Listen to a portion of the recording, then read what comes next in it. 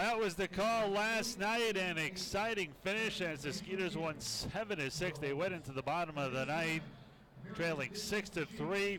Brad Allen, who had closed the night before, walked the bases loaded eventually, and Kevin Ahrens with that grand slam as the Skeeters won 7-6. Hi, I'm Ira Liebman, joined here by Andy Humphrey.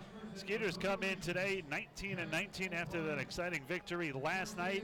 They are 49-59 overall. The Revolution 22-18. They are 50-60 overall. The Skeeters now climb to within 3 games of the front-running Barnstormers in third place in the Freedom Division, 2 games behind their opponent tonight, the York Revolution, who are 1 game back of the Barnstormers. Skeeters will send out their right-hander, who has been terrific in his last few starts. Sean Gleason, 3-7, a 5.50 ERA. He will take on right-hander Steve Janis, who is 4-5 with a 4.64 ERA.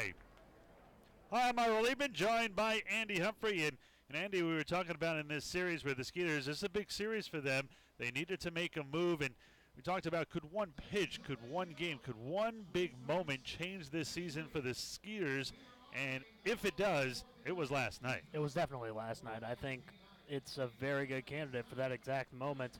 The fact that you're playing against a team that is in front of you in the standings, the fact that you had a tough loss against that same team the night before, and you kind of seemed dead in the water in the bottom of the 9th inning when you guys were up, were trying to get 3 runs to tie the game, and then all of a sudden you draw some walks, and Brad Allen kind of got tired at the end, wasn't really challenging hitters, and then you take advantage of a lot of mistakes. And really the Skeeters have had that kind of mentality all year, taking advantage of small mistakes that the other team might make late in the game so that they can claw back. And you said it last night, this team doesn't quit. They really do claw as much as possible in the late stages to see and try and get whatever they can. Sometimes it equates to wins, sometimes it doesn't, but that extra effort has definitely made a difference this year, and if they keep that going the rest of the year, they could find themselves in a playoff spot. And you back up to the night before, Allen had come in, only used 15 pitches to get the save. He comes in the following night, and I mentioned that 25 to 30 pitch mark, very dangerous for a closer. Aaron hit that grand slam on pitch number 28, so he was right in the middle of that. But when you kind of go back even further to the 9th inning, the momentum was really out the window for the Skeeters. They're already down 5-3. They allow a run in the 9th. Now you're down 6-3 going into the bottom of the 9th thinking, now this is even harder for us to do. And the only thing you're thinking is it's going to take a walk-off grand slam, and that's what it took. And Derek Miller was pinch hit for it. Caleb Ramsey walked in a very long at-bat, and when you look back at that as well, that was a 10-pitch at-bat that he eventually drew a walk. Travis Scott flew out, and then Joe Benson popped out. Now it's a runner on first with 2 outs in the bottom of the ninth, and you were down by 3, and it looked like it was over. But then Josh Prince, who uncharacteristically in that game flew out twice on first pitches, but he drew that walk and did what he normally does, takes those long at-bats. He drew a walk, now has 63 on the season. Anthony Jansanti walked, and then Kevin Ahrens on the second pitch of the at-bat crushed that ball to left center field. And you were down there for the post-game interview thinking you were going to go over to the York side. What did you see from down there? Because right off the bat, as soon as it went into the air, I don't mean the second it made contact where you know automatically, but the second it went into the air, when it left the infield, I saw the left fielder Daron Verona turn around. I knew right there that was it. It was going to leave. What did you see from down there? Off the bat, I thought it was gone. It definitely sounded that way, and it looked that way straight off the bat from Kevin Ahrens. What I saw down on the field was a team that needed something to be completely excited about. Now, keep in mind, the Skeeters have had a pretty good stretch over their last 10 games. They've won 7 of their last 10, and behind the Long Island Ducks for really the hottest team in the Atlantic League at the moment. So they've had a lot of good wins. They've had some close victories, but after last night's game, they kind of needed something to get excited about to continue on this playoff run that they're trying to make, and that exactly is what they needed, and man, were they excited afterwards. Kevin Ahrens drenched afterwards, and the team just looked as elated as they have ever been all season long, and it was really great to see for a club that is trying to make a comeback in the second half. And we talked when this series started in the pregame show before Game 1 that they couldn't go 2-4 in this series. It could be the season for them. You really don't want to get a split. But now, in a worst-case scenario, if you win one more game, you at worst get a split, and hopefully you win 4 of 2. And like you said, they've won 7 of 10, which has really snuck up on everybody. Well, the Skeeters have taken the field here on Star of Hope Night, a charity for children. Skeeters are ready to do game number 4 when we return. The starting lineup and the first pitch when we get back right here at Constellation Field in just a moment.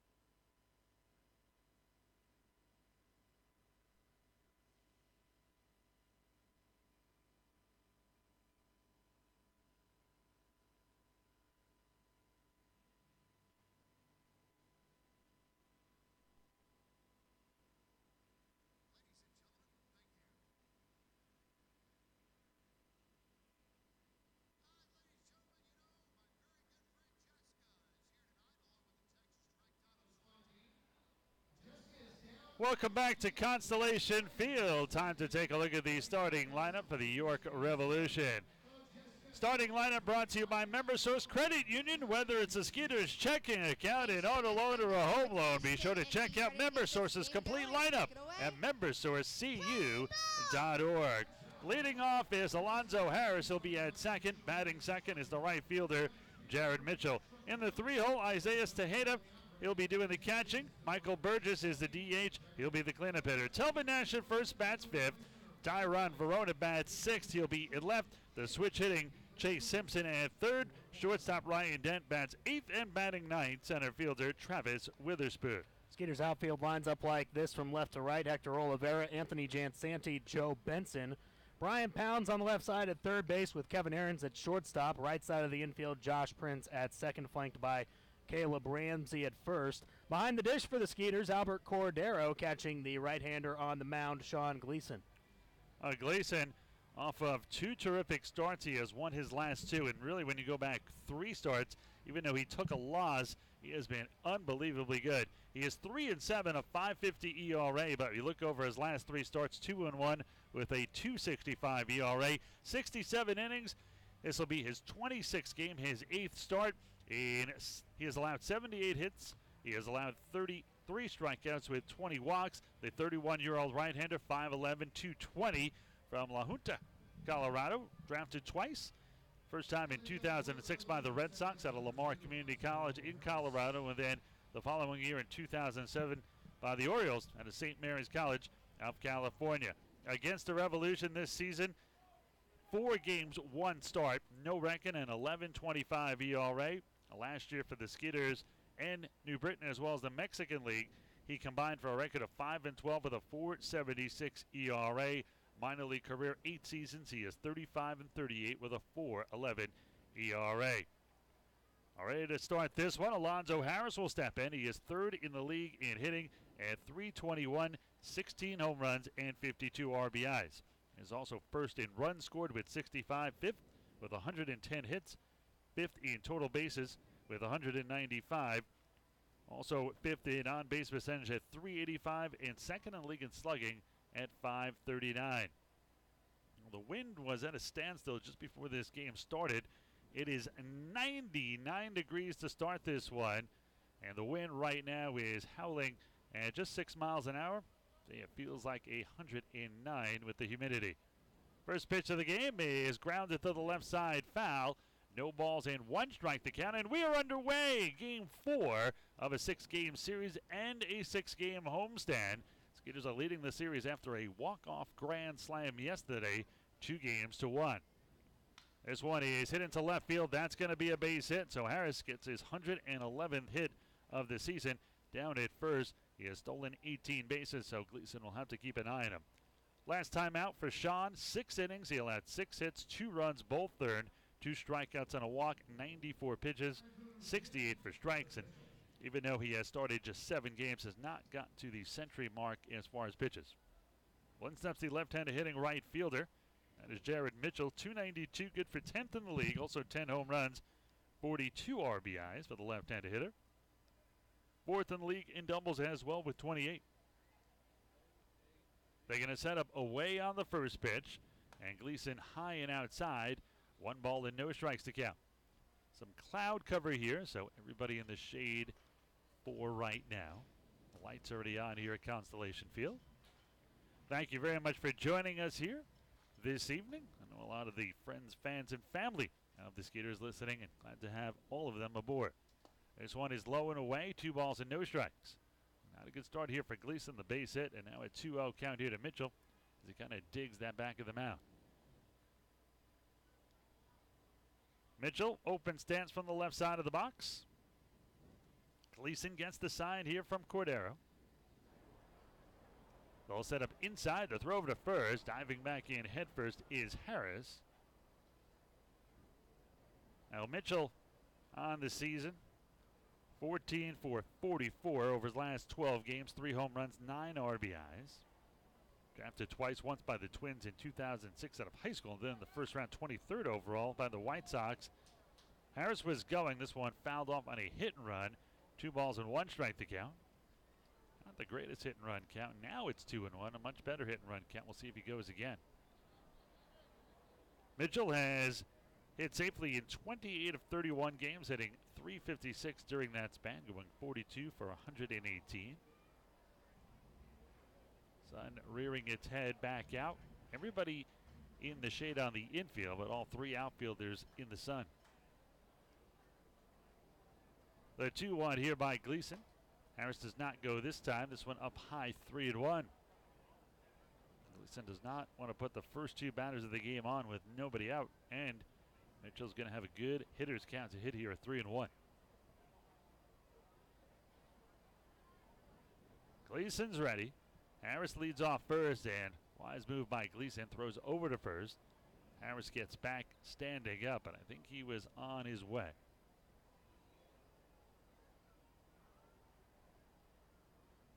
Gleason working a little slowly here to start. He's usually a very quick worker.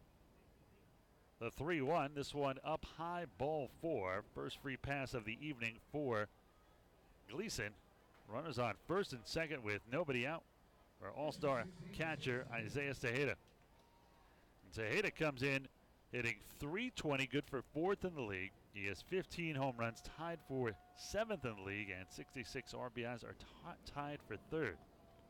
Gleason already has a jam to work out of here in the first. Just underway, top of the first. Ira Liebman along with Andy Humphrey. Nathan Werner back in the studio producing tonight's game. Tejeda first in the league in hits at 128. He is 3rd in total bases at 207, tied for 2nd with doubles with 30. Gleason looks at second and Harris, but comes home.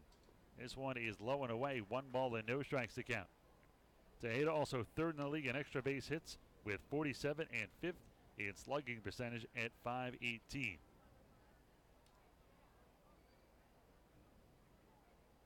Isaiah has hit in 29 of the last 34 games. The 1-0 swung and missed.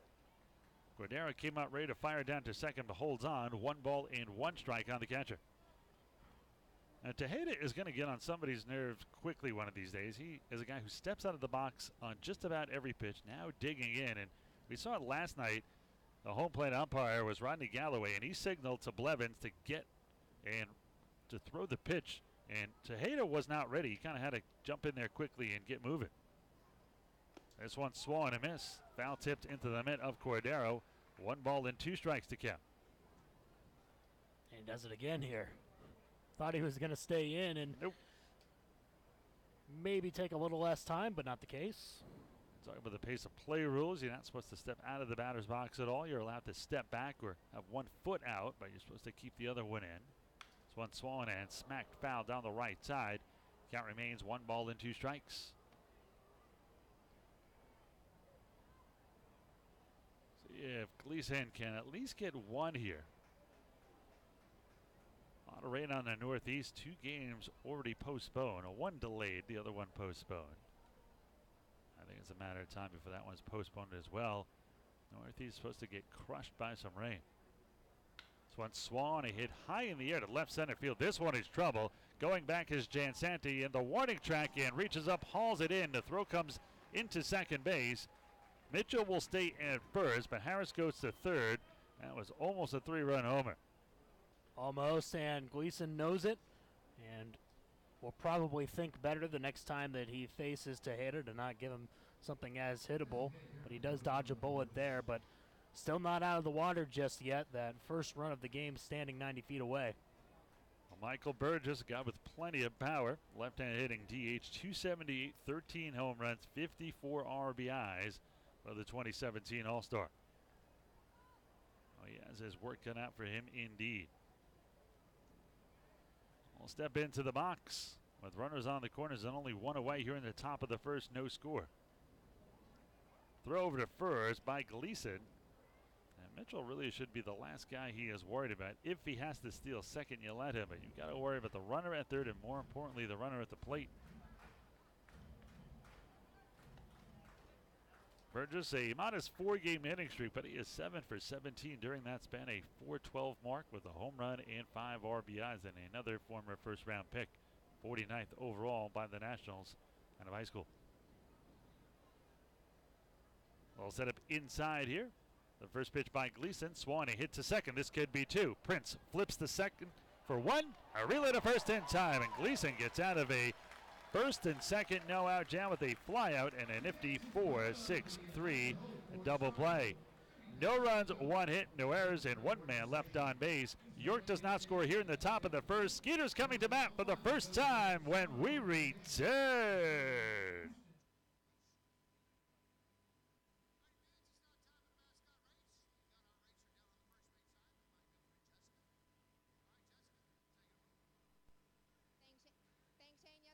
With Donald, and he's ready to take on Swatson in the mascot race. All right, go ahead and take your spot at first base over there. Looks like Swatson. Oh, what's going on over there? He's getting blindfolded. Oh, Swatson's got his lead at second, but he is going to be blindfolded tonight. All right, Donald, are you ready? Swatson, are you? On your mark. Get set. Go. Swatson's running pretty straight for being blindfolded. Keep going. Keep going, Donald, you got it. Oh, the blindfold's finally affecting Swatson. He got a bit lost and fell over, and Donald's going to pass him right up and win the mascot race. Congratulations. Back up to you, Shane.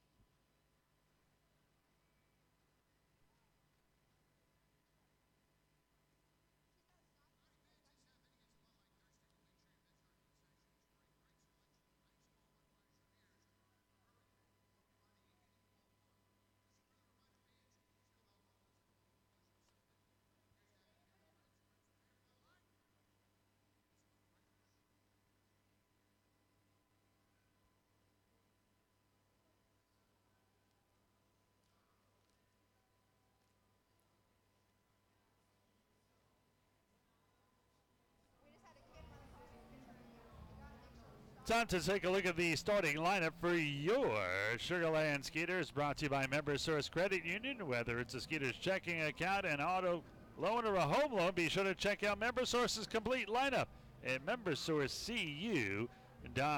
Leading off, Joe Benson will be in right, batting second, and playing second is Josh Prince. In center, batting third, Anthony Jansanti, the cleanup hitter, last night's hitting hero, Kevin Aarons at short. The DH is Travis Scott, he'll bat fifth. Brian Pounds batting sixth, he'll be at third. Switch hitting catcher Albert Cordero bats seventh, batting eighth, Hector Oliveira, and he'll be in left, batting ninth, first baseman Caleb Ramsey. York outfield looks like this. Tyrone Verona in left, Travis Witherspoon in center, Jared Mitchell in right. Left side of the infield, Chase Simpson at third, Ryan Dent at short. Right side, Telvin Nash at first, Alonzo Harris at second. Behind the plate, catching is Isaiah Tejeda. For the righty on the mound, Steve Janis. Janis 4-5, a 4.64 ERA, 114 in the third innings pitched. This is his 22nd game all starts. First pitch here to Benson is high 1-0. 125 hits allowed. He has struck out 46, but he has walked 48. 25-year-old, 6'5", 210 pounds. This one swung and drilled down the left field line. That one is hooking foul. 1 ball and 1 strike to count. That was close. Very close. That was a lot closer than I think a lot of the fans thought. Only about 5 yards away. Well, Janis, who was originally from Marietta, Georgia, was selected in the 6th round by his Braves in 2013 out of Kennesaw State. This one through the left side for a base hit for Benson. Joe gets the Skeeters started here in the bottom of the first with no score. That was about the exact same spot that Joe Benson's leadoff single last night was. He pulled it to the left side pretty rapidly, and once again in that leadoff spot, back after a bit of an injury on the road trip, he's back in that top spot and doing very well. A dozen stolen bases, always a candidate to go. Prince will step in against the right-hander. Prince with a big walk in the ninth helped set up the grand slam for Aarons as he walked. And Jansanti, who is on deck again tonight, also walked for Kevin Aarons. No score here, bottom of the first. Skeeters have 1 on with none out. A little more on Janis. 3 starts this season, last 3 starts, 2-0 with a 4.11 ERA. Against the Skeeters in 3 starts, he is 0-1 with a 4.67 ERA. Want a strike on the outside corner, 1 ball and 1 strike to count. Last 4, he has really been phenomenal. 3-0 with a 3.54 ERA. 20 1/3 innings. He has allowed 23 hits. He has struck out 9. 1 ball and 1 strike here on Prince. Janis ranks 3rd in walks allowed with 48. Home runs allowed with 15 on the season. He is also 9th in the league in innings pitched with that, 114 1/3, and 2nd in games started with the 21. Throw to first. Benson back standing up. Last year split time at AAA and AA with Gwinnett and Mississippi. Was 6-4 with a 2.75 ERA. Spent his entire career with the Braves until joining the Revolution here this season. 4 seasons, he is 15-19 with a 3.60 ERA, 83 games, 39 starts coming into this season. Now the throw over to first, and again Benson back standing up. I think he's got to start diving. He's stepping back, and those are some pretty close plays there. He's kind of towing the line a bit. A little too close. Well, Janis, while he was in college at Kennesaw State, was an impressive 13-2 with a 2.47 ERA. This one grounded foul to the left of home. 1 ball and 2 strikes to count. Last time out in a 13-4 victory over New Britain, he went 5 innings, allowed 7 hits, 3 runs. They were all earned. 2 strikeouts and 2 walks through 95 pitches, 59 4 strikes. Mention that he is amongst the league leaders in game starts. He has not thrown 100 pitches in a game yet this year. The 1-2. Swung and hit foul down the left field side. Count remains 1-2 here on Prince.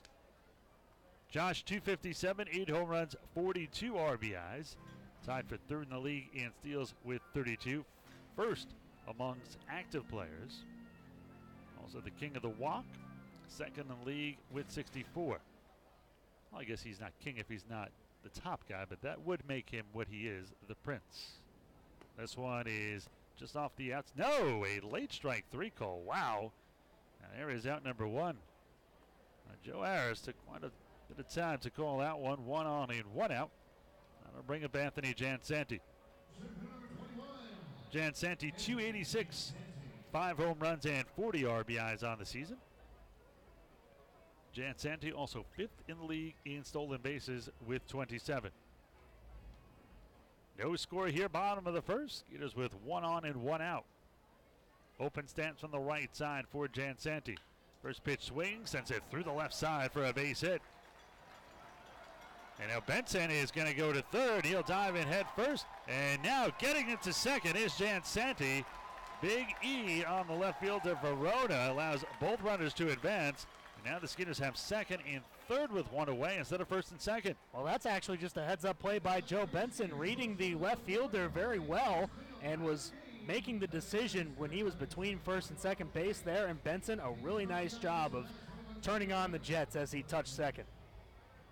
Well, let's see if Kevin Ahrens can drive in some more runs. Ahrens with the walk-off grand slam, thanks to my broadcast partner doing a little digging today.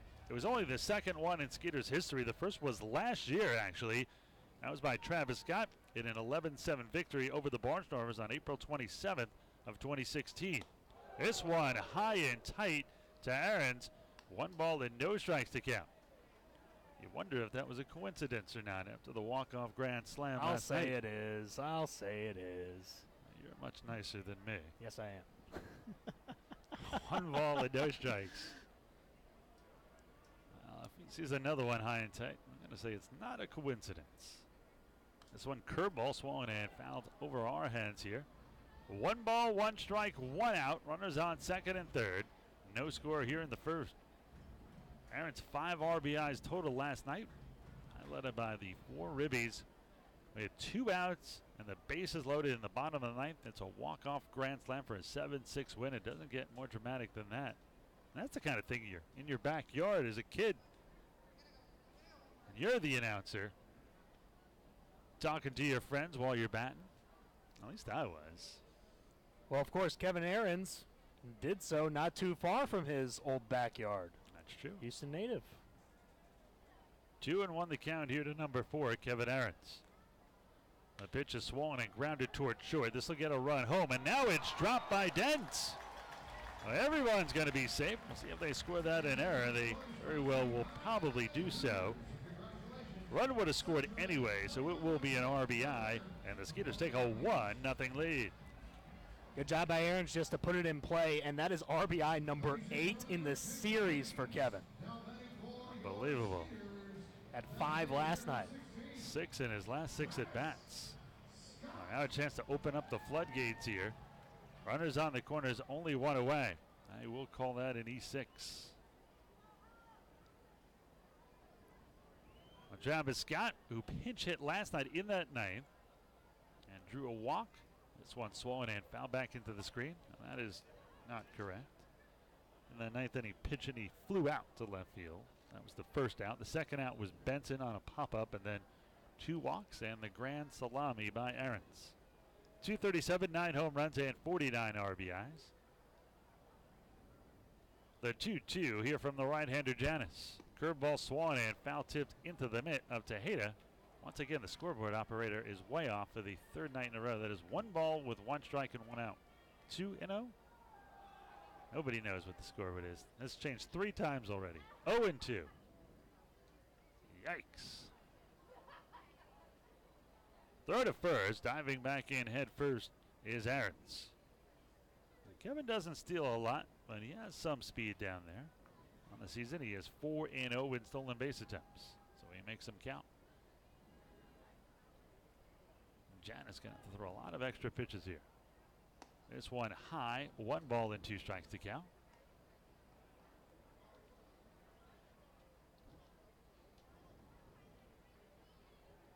Scott comes into this game hitting 13 for his last 63, a 206 mark over his last 18 games. There goes Ahrens, and he's going to get in. Now an attempted double steal, and coming home is Anthony Jansanti, and the Skeeters take a 2-0 lead. That was the back end of a double steal. The ball was dropped, but Jansanti was already on the move. Yeah, once he saw that throw go down to second base, he was starting his run towards home. I don't know if he would have gotten there in time. I think he is kind of lucky that that ball was mishandled by the second baseman there, but he'll take it either way he can get it. So 5th stolen base for Aaron's, 28th for Jansanti. The 2-2. Swung on, popped up. That one going to get out of play, just over our heads. Count remains 2 balls and 2 strikes, so 2 in. Still only 1 out, 1 on. Skeeters with a 2-0 lead here in the bottom of the second. Janice closing in on 20 pitches already here in the first. I don't like the Skeeters playing ahead here. I think they play better when they're behind. This one is skied into shallow center field. Out goes the second baseman and the shortstop. It'll be the shortstop Ryan Dent. So an unproductive out with a runner at third. Could have drove him in with a sac fly. Now it's going to take a 2-out hit here from Brian Pounds.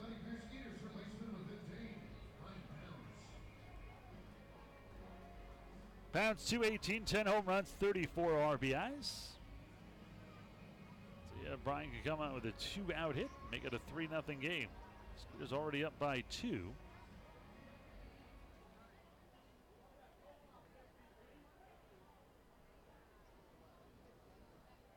Janice, this pitch will be pitch number 20.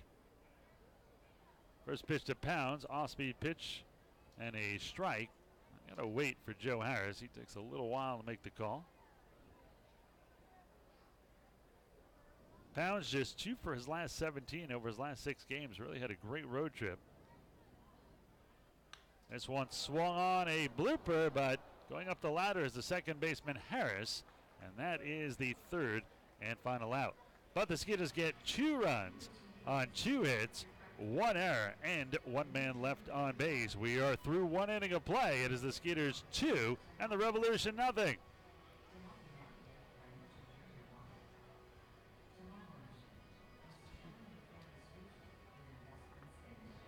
It was officially an error, but he gets an RBI.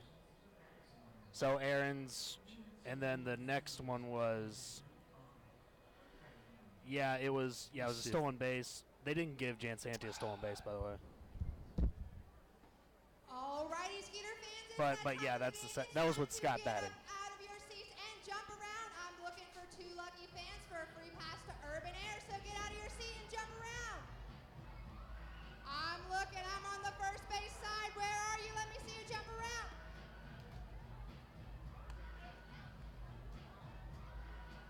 Keep going. I'm looking to see you jump.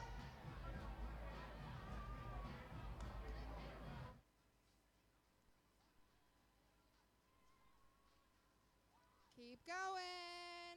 Alrighty, you know what? I think I found my winners. They've been jumping up and down. That means a free hour at Urban Air Adventure Park. Congratulations. Back up to you, Shane.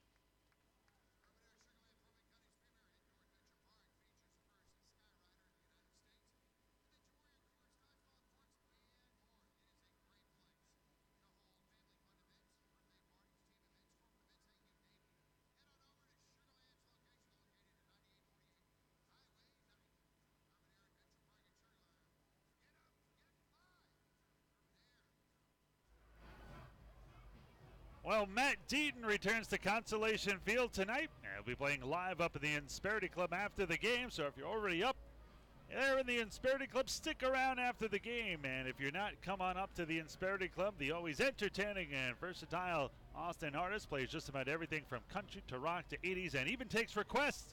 So make sure to catch the fun and talented Matt Deaton live in the Insperity Club tonight at Constellation Field. Skeeters leading 2-0 as we move to the top of the second inning. Gleason, despite a little bit of a rocky first, got out of a first and second no-out jam with a flyout and a double play and is rewarded for his efforts with 2 runs. So now he has a 2-0 lead to work with. He will face 5, 6, and 7 here. Telvin Nash, Dairon Verona, and Chase Simpson. Nash comes in at .333, 7 home runs, and 18 RBIs. First pitch, a strike. No balls and 1 strike to count. Good fastball there by Gleason. Paints the outside corner. Nash has homered 7 times in the last 19 games. Also has 35 home runs in 137 career games with the Rebs. way behind this fastball. No balls and 2 strikes here on Nash. 2 runs on 2 hits for the Skeeters. No runs on 1 hit for the Revolution.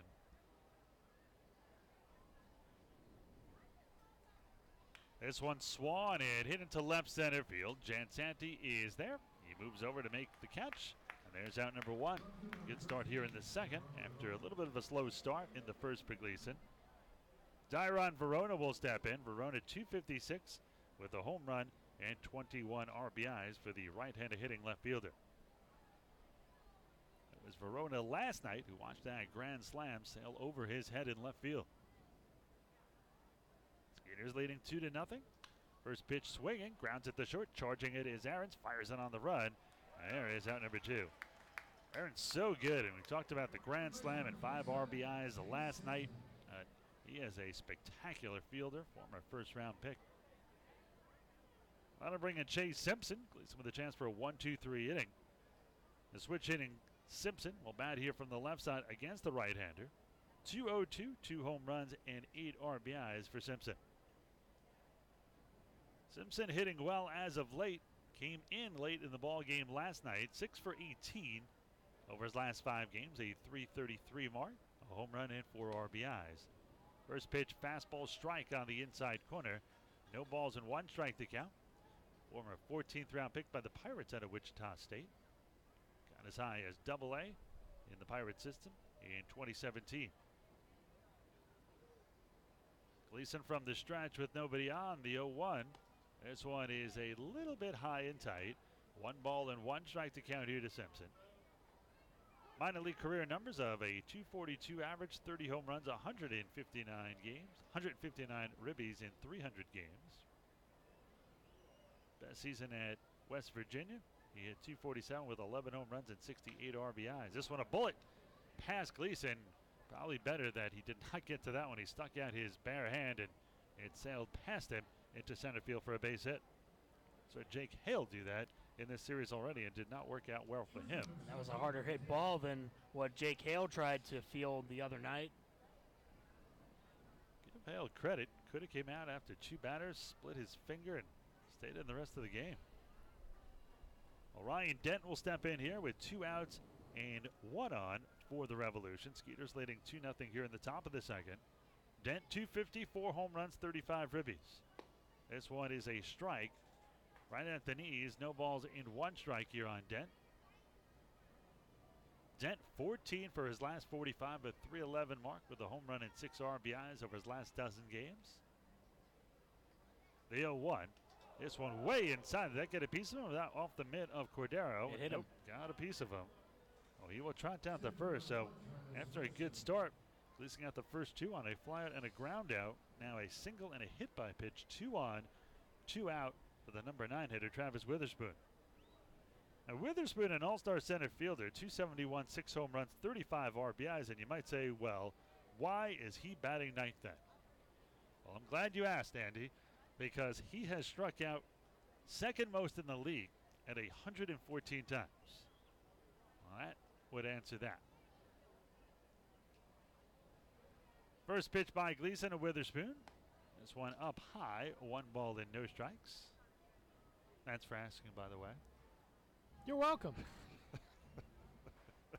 I use telekinesis to do it. Well, we have done enough games together this year that we're such in tune as broadcast partners. I don't even need the answer. I can just mentally telepathize your thoughts. 1 ball and 1 strike to count. That sounds scary. Yes. You don't want to dive into my mind, nor No, there's no yours. coming out. Oh, no. 1 ball and 1 strike. 2 outs, 2 on. Skeeters leading 2-0 here in the top of the second. The wind really starting to whip up. Blowing in hard now from left center. This one sky down the right field line. Long run for Joe Benton. He's got a beat on it near the grandstand, and he hauls it in as he disappears from our view for the final out as he crosses over into foul territory. Nice running play by the Skeeters right fielder. So no harm, no foul. No runs, 1 hit, no errors, 2 men left on base. We're in the middle of the second inning. Skeeters still up 2-0. They're trying to add to that lead when we come back for the bottom of the second.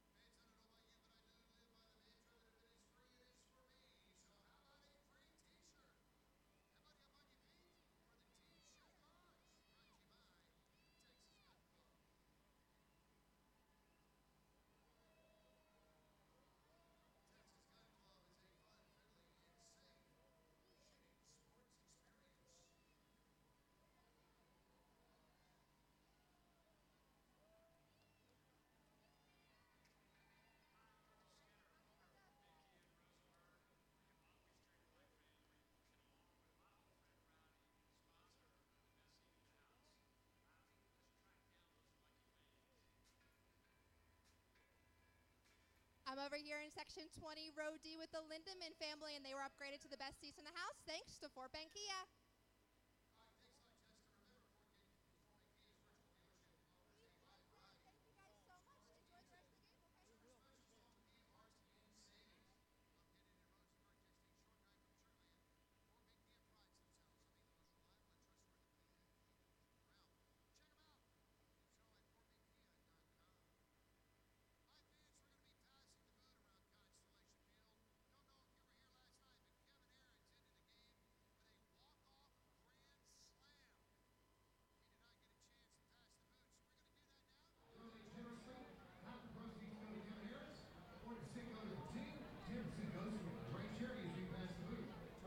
We move to the bottom of the second inning. Skeeters will try to add to their 2-0 lead here. For Sugar Land here in the bottom of the second, it'll be the bottom of the order. Albert Cordero, Hector Oliveira, and Caleb Ramsey.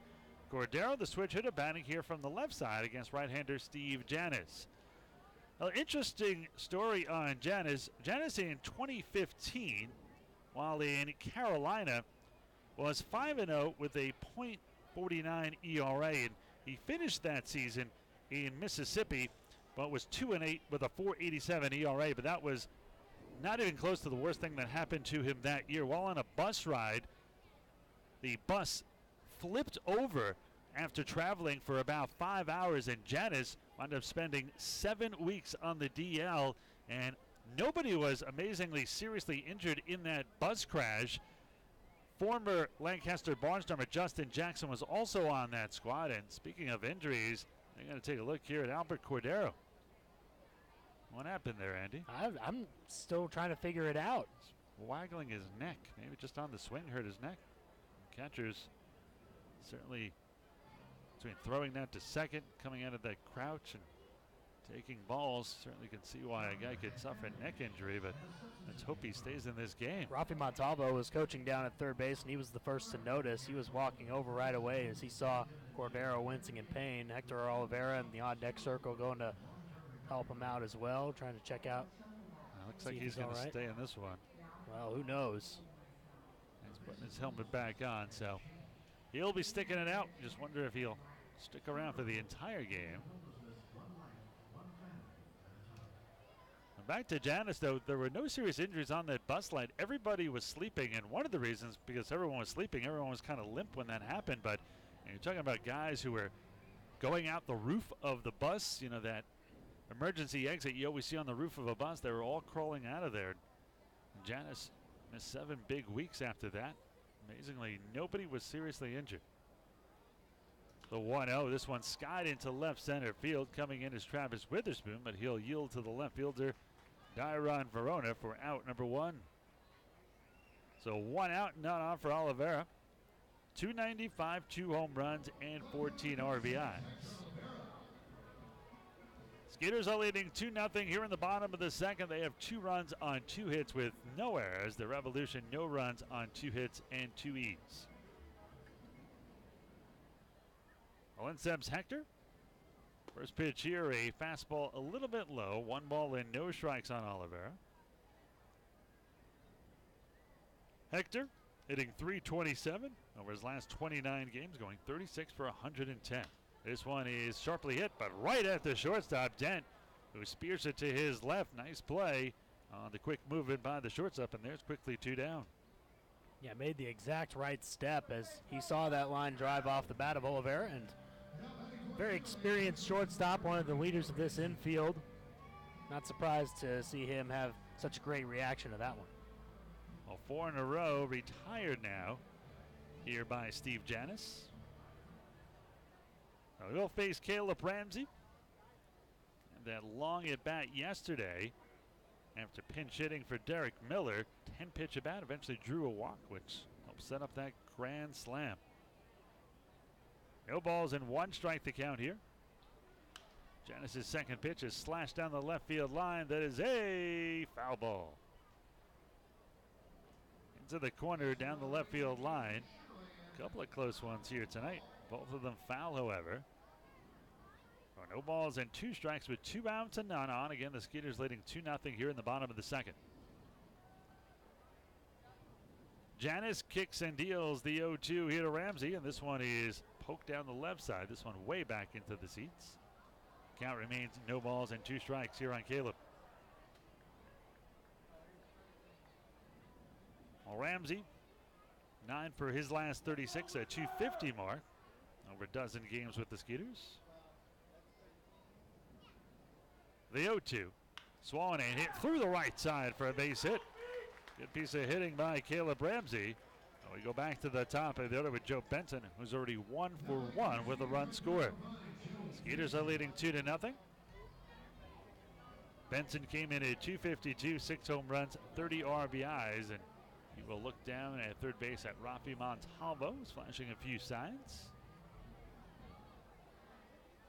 I got to tell you, when we used to have Gary Getty mic'd up at third, I would ask him if those are decoys or signs, and he would tell us on the air if they were or they weren't. But even when you know, it is still hard to tell. He could be tricking you. Maybe. No balls and 1 strike to count here to Benson. Joe has hit in 6 of his last 7 games and hitting at a .414 clip during that time, going 12 for 29. Throw over to first. Ramsey gets back in. Ramsey seems like he's got pretty good speed, but over a dozen games, I still don't really have a good grip of how his speed is as far as stealing a base is or not. He's only stolen 1 base. And just because a guy is quick doesn't mean he is a good stolen base guy. Some guys are not fast, but they read pitchers and get steals. Have to have some speed. Doesn't have to be blazing. 0-2 the count here on Benson. Janis peeking over his left shoulder. And this one swung and missed, strike 3. And that will do it as Benson chases the ball low and in. And got a man that he swung at that pitch. Throws the bat away, slams down the helmet. Second strikeout for Janis. And we are through 2. Skeeters are still up 2-0 here over York.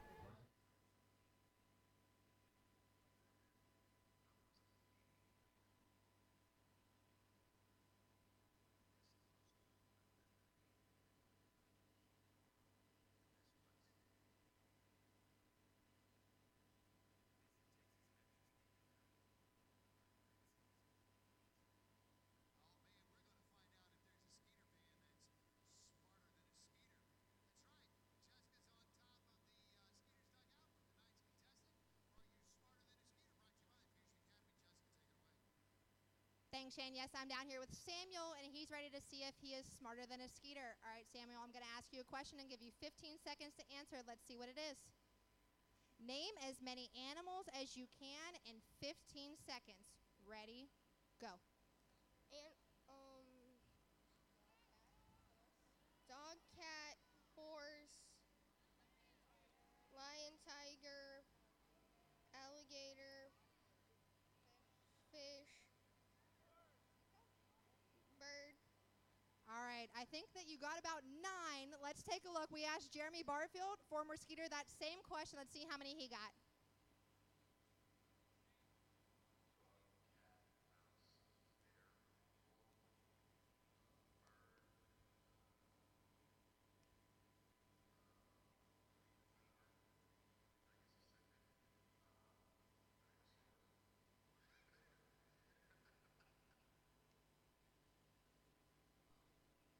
Well, Jeremy got 7, you got 9. That means that we move to the smaller top of than the third Skeeter. inning. Skeeters are leading 2-0. Sean Gleason back to work here in the top half of the third inning. Sean will face the top of the order. Alonzo Harris, Jared Mitchell, and Isaiah Tejeda. So some good hitters coming up here against Gleason. Gleason got the first 2 out last inning. Almost had a 1-2-3 inning, but then allowed a single to Simpson, hit Dent, but got Witherspoon to fly out. First pitch here, a strike, 0-1 to Alonzo Harris. Harris, 321, 16 home runs, and 15 RBIs. 52 RBIs, excuse me. The 0-1, big break on that ball. Nice pitch there by Gleason. Catches the inside corner for a strike, 0-2. I don't know as Harris is chirping at the home plate umpire while looking at Gleason. Well, those are the first 2 pitches that he's taken on the night. He swung at both pitches that he saw in his first at-bat when he got a single. This one high and outside, 1 ball and 2 strikes to count. Probably trying to get a feel of what the strike zone was. He was standing like a statue when the first pitch came home from Gleason in this at-bat here, and almost did the same in the second pitch. This one fouled off to the right side. You know, Jeremy Barfield, he did something very smart when he was here. When he would get those pitches and try to feel out the umpire for the strike zone, he'd say bottom right or top right to kind of tell the umpire, okay, you're saying this is a strike, so this is a strike for the rest of the game. This one is skied into shallow left center field. 4 converging on this one, and finally it is Josh Prince. Wow, that could have been a disaster. Kevin Aarons was calling that ball, and I thought he was going to come down with it. Then Prince kind of lunged, coming all the way over from second. Yeah, and then Prince collided with Oliveira, who was coming in from left field, and Oliveira went to ground. So, yeah, dangerous in more ways than one. They could have dropped the baseball, and you're lucky that nobody got hurt on that play either. Well, bump out to second is out number 1. Jared Mitchell will step in. He walked his first time up. The left-hand hitting right fielder came in at 292, 10 home runs, 42 RBIs. Open stance from the left side, stands close to the plate and deep in the box, rests that bat on his back shoulder until the pitch is on the way, and this one hit high in the air to right. The wind should keep it in, and it will. Benson is there in right center, and he'll squeeze it for out number 1. Excuse me, out number 2. 2 outs, none on here. And again, Gleason for the second inning in a row has a chance for a 1-2-3 inning, but he's going to have to get past all-star catcher Isaiah Tejeda, who comes in at 320 with 15 home runs and 66 RBIs. We've seen 3 games in this series, and we've seen Tejeda enough this year. What is your synopsis, if you can get a good feel, of how he is defensively, offensively, he clearly has the numbers, a guy you would think that an affiliated team would want, but what did you grade him defensively? Does well of keeping the ball in front of him. He does not let many wild pitches get past him from his pitchers. He seems to be on the same page most of the time. How would you rate his arm? We haven't really seen much of his arm in this series. The thing is, the Skeeters have stolen a couple of bases off of him today. Well, it's been on the pitcher mostly. Yeah, really. It's sort of, we don't really know what Tejeda has, judging from this series here, but of course, they probably have Tejeda a little more figured out now after facing him 4 times. Josh Prince shading way over towards second base with a big hole on the right side, and Tejeda goes the other way nicely. It's why he's hitting 320. So a 2-out single. That'll bring in the left-handed hitting Michael Burgess. So say you're a scout here at Skeeters game, and you're looking at Tejeda, and let's say for argument's sakes, and I'm not saying he does, but let's say Tejeda's arm is not very good. So it's a guy who hits well for average, for power, he drives and runs, calls a good game, and is very good defensively, but he has a weak arm. Is he a guy you want in your organization? That's really tough. The thing is, a lot of GMs are trying to get that guy, that catcher, and they're trying to focus more on the defensive side a lot of the times. They're looking at how he calls the game. They're looking at his pop time. Usually you want to get it under 2 seconds, and if you don't know what a pop time is, basically, it's the time you start the stopwatch once the ball hits the glove, and it stops the stopwatch once you throw down to second base, and usually you want to get that under 2 seconds. So a lot has been, paid attention to in that department. So I would say that, if he wasn't great defensively, I don't think a lot of scouts would look at him just for his offensive numbers, because, you can find catchers that have good offensive numbers. A lot of the times when you want big league guys, you want guys that can really call a game as well as possible and make sure that he gets acclimated with a pitching staff and gets along with them. I'm going to play devil's advocate here for a second. With all the power in the game today, there is not a lot of speed in the game, unfortunately, so stolen bases have really dropped. So if you have a guy, and there's been plenty of catchers over the years, and I think for the most part, with the exceptions of the great, guys like Pudge Rodriguez, guys like that, who are the exception. Generally, there's 2 catchers, a guy who is great defensively and is a very so-so hitter, or a great catcher who is not great defensively but has the power numbers. And usually you don't find both of those guys. Usually you're going to get a catcher that's going to hit you 250, you hope, and maybe with a few home runs, and you're glad if he's good defensively, as this one is ball 4. So just like last inning, after getting the first 2 out, 2 on with 2 out, second walk of the game for Gleason. That'll bring in Telvin Nash. The way I look at it is that I think a lot of teams, when they get to playoff time, they look at trying to get guys who are speedy and can steal bases when they need them. Look at the Kansas City Royals a few years ago. They had a couple of guys in Gerard Dyson and Terrence Gore, who were automatic in stolen bases, and it absolutely changed the games that they were playing in. So I think it does matter to try and get speedy guys like that. And on the flip side, it does matter if you have a catcher who can really gun those runners down. No balls and 1 strike to Canada. That Royals team was very interesting, kind of almost a throwback team, really not a modern team. I mean, they did the exact opposite of the whole Moneyball theory, which is no steals, good on-base percentage, power guys, whereas KC, great. I mean, they wore pitchers out, and Moustakas and all those guys, 8-9 pitch at bats, all made good contact, stole a lot, ran a lot, made a lot of contact, not a ton of power. They had themselves a World Series championship and almost back-to-back World Series winners. 1 ball and 2 strikes here on the right-handed hitting first baseman Telvin Nash. Skeeters are leading 2-0 here in the top half of the 3rd inning. 2 on, 2 out, a 1-2 count here on Nash. Take a look at the pitch count here on Gleason here in the 3rd. Not too bad. 41 pitches, 27 for strikes. This one fouled off to the right side. Count remains 1-2. Skeeters 2 runs on 3 hits. The Revolution no runs on 3 hits. York with a pair of errors. The Skeeters none.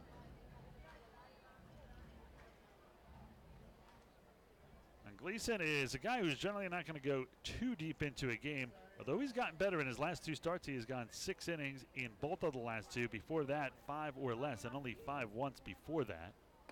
That was in the start 3 starts ago. So until his last 3 starts, he had never gone 5 innings. The Skeeters have really gotten him hot, where he has pitched very well, and the Skeeters have really needed it.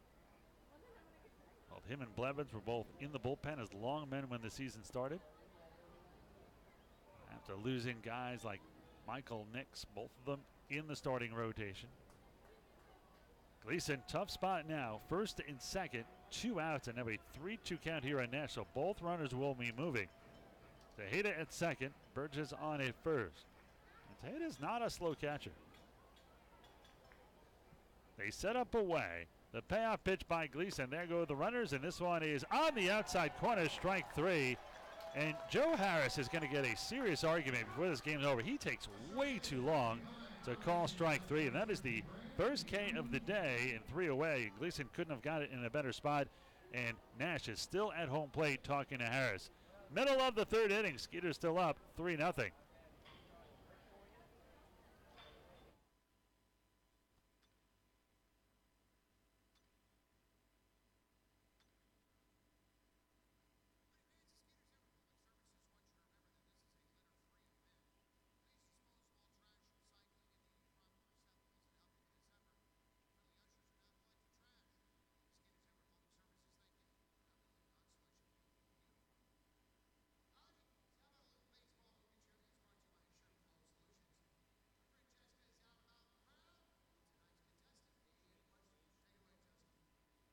Thanks, Shane. Yes, I'm over here in Section 8 with David, and he's ready to test his baseball knowledge with baseball movie trivia. All right, we're going to take a look at the question up there on the board. What is the Beast's actual name in the 1993 movie The Sandlot? I'm going to give you 3 choices. Was it A, Ham, B, Zeus, or C, Hercules? All right, David, that was pretty quick. What do you think the answer is? C. Are you sure? Positive. Let's see. And of course, that is the correct answer. That means you're going to be the winner of 25 Skeeter bucks thanks to Assured Float Solutions. Back up to you, Shane.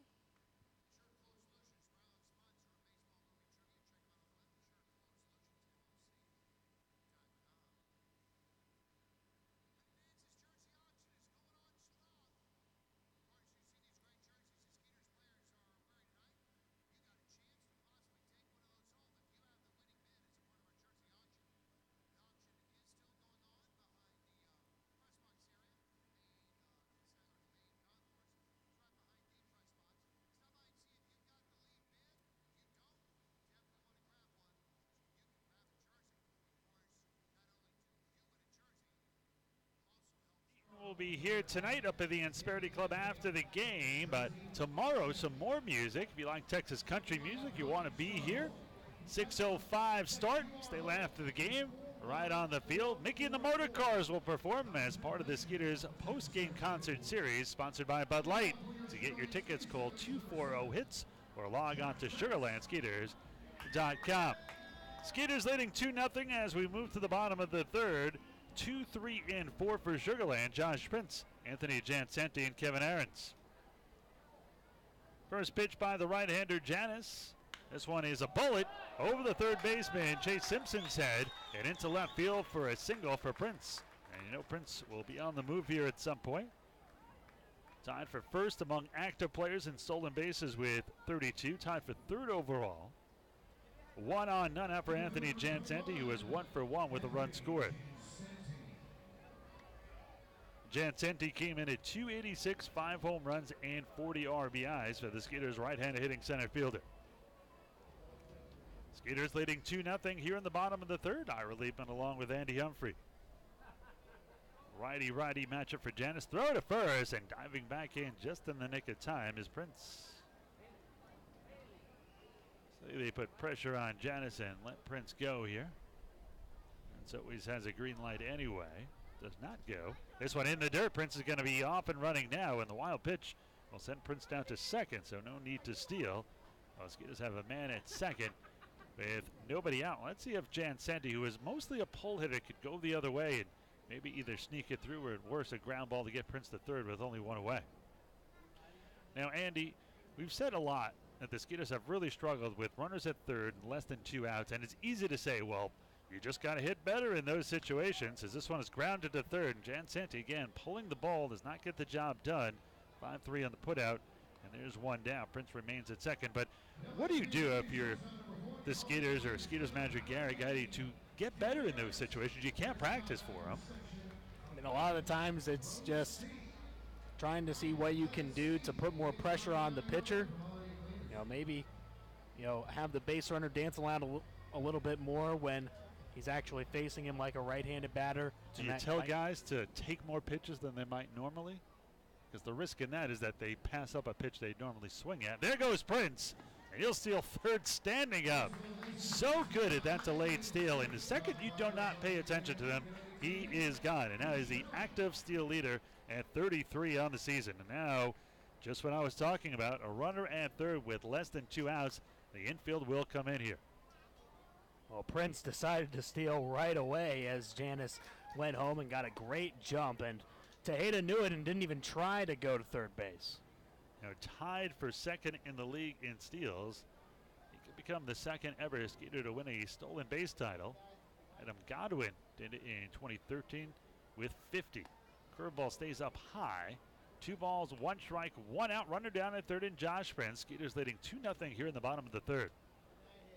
Aaron's just Mr. RBI. He has 6 RBIs in his last 6 at bats and looking for another one here. The 2-1. This one a strike on the outside corner. 2 balls and 2 strikes to count here on Kevin. It's actually his last 3 at-bats because he got the RBI single in the 7th last night and then the walk-off grand slam in his last at-bat. The 2-2. This one misses inside. That'll run the count full. 3 balls and 2 strikes. Janis now at 40 pitches on the nose. 28 of them for strikes. The 3-2 here to Aaron. Swung on, popped up into right field. This should be deep enough. Mitchell now coming in. Here comes the throw to the plate, and it is going to be a little to the left of home. Prince around the tag, and the Skeeters take a 3-0 lead. Nifty slide by the Prince of Sugarland, and the Skeeters add to their lead here in the third. Really nice slide as Tejeda had to be taken up the third base line there by the throw and was actually in a pretty good position for the tag, but Prince with some pretty good speed was able to sneak around there and just touch his hand on home. And how about Ahrens with 9 RBIs in the series and now 7 in his last 3 at-bats still, because that's technically not an at-bat. That's true. Call the last 4 plate appearances, and he's doing a phenomenal job. Ahrens now has 63 RBIs on the season. 1 ball and no strikes to count here on Travis Scott, who popped out to short his first time up. He is 0 for 1. So Janis his pitch count, strike to ball ratio is extremely good. It's a little better than 2-1, but he is down 3-0. So on a bullet, that one's going to be off Janis, and that's going to be a base hit here for Travis Scott. And Scott looked like he was struggling to get down to first. A infield single here for Travis.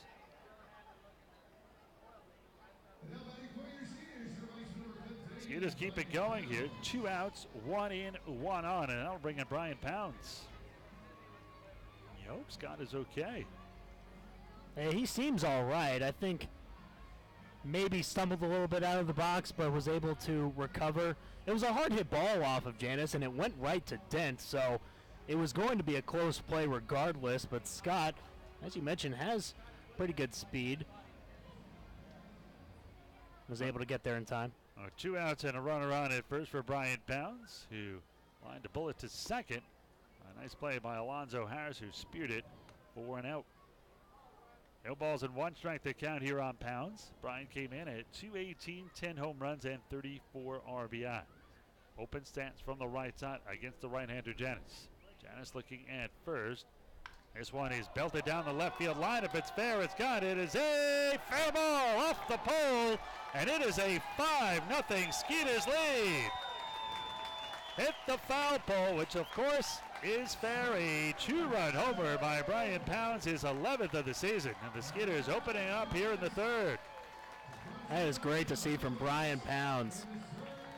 It's been a while since we've seen him hit one on the nose like that, and that should really put a good lift into this ball club and really help them out for the later stages.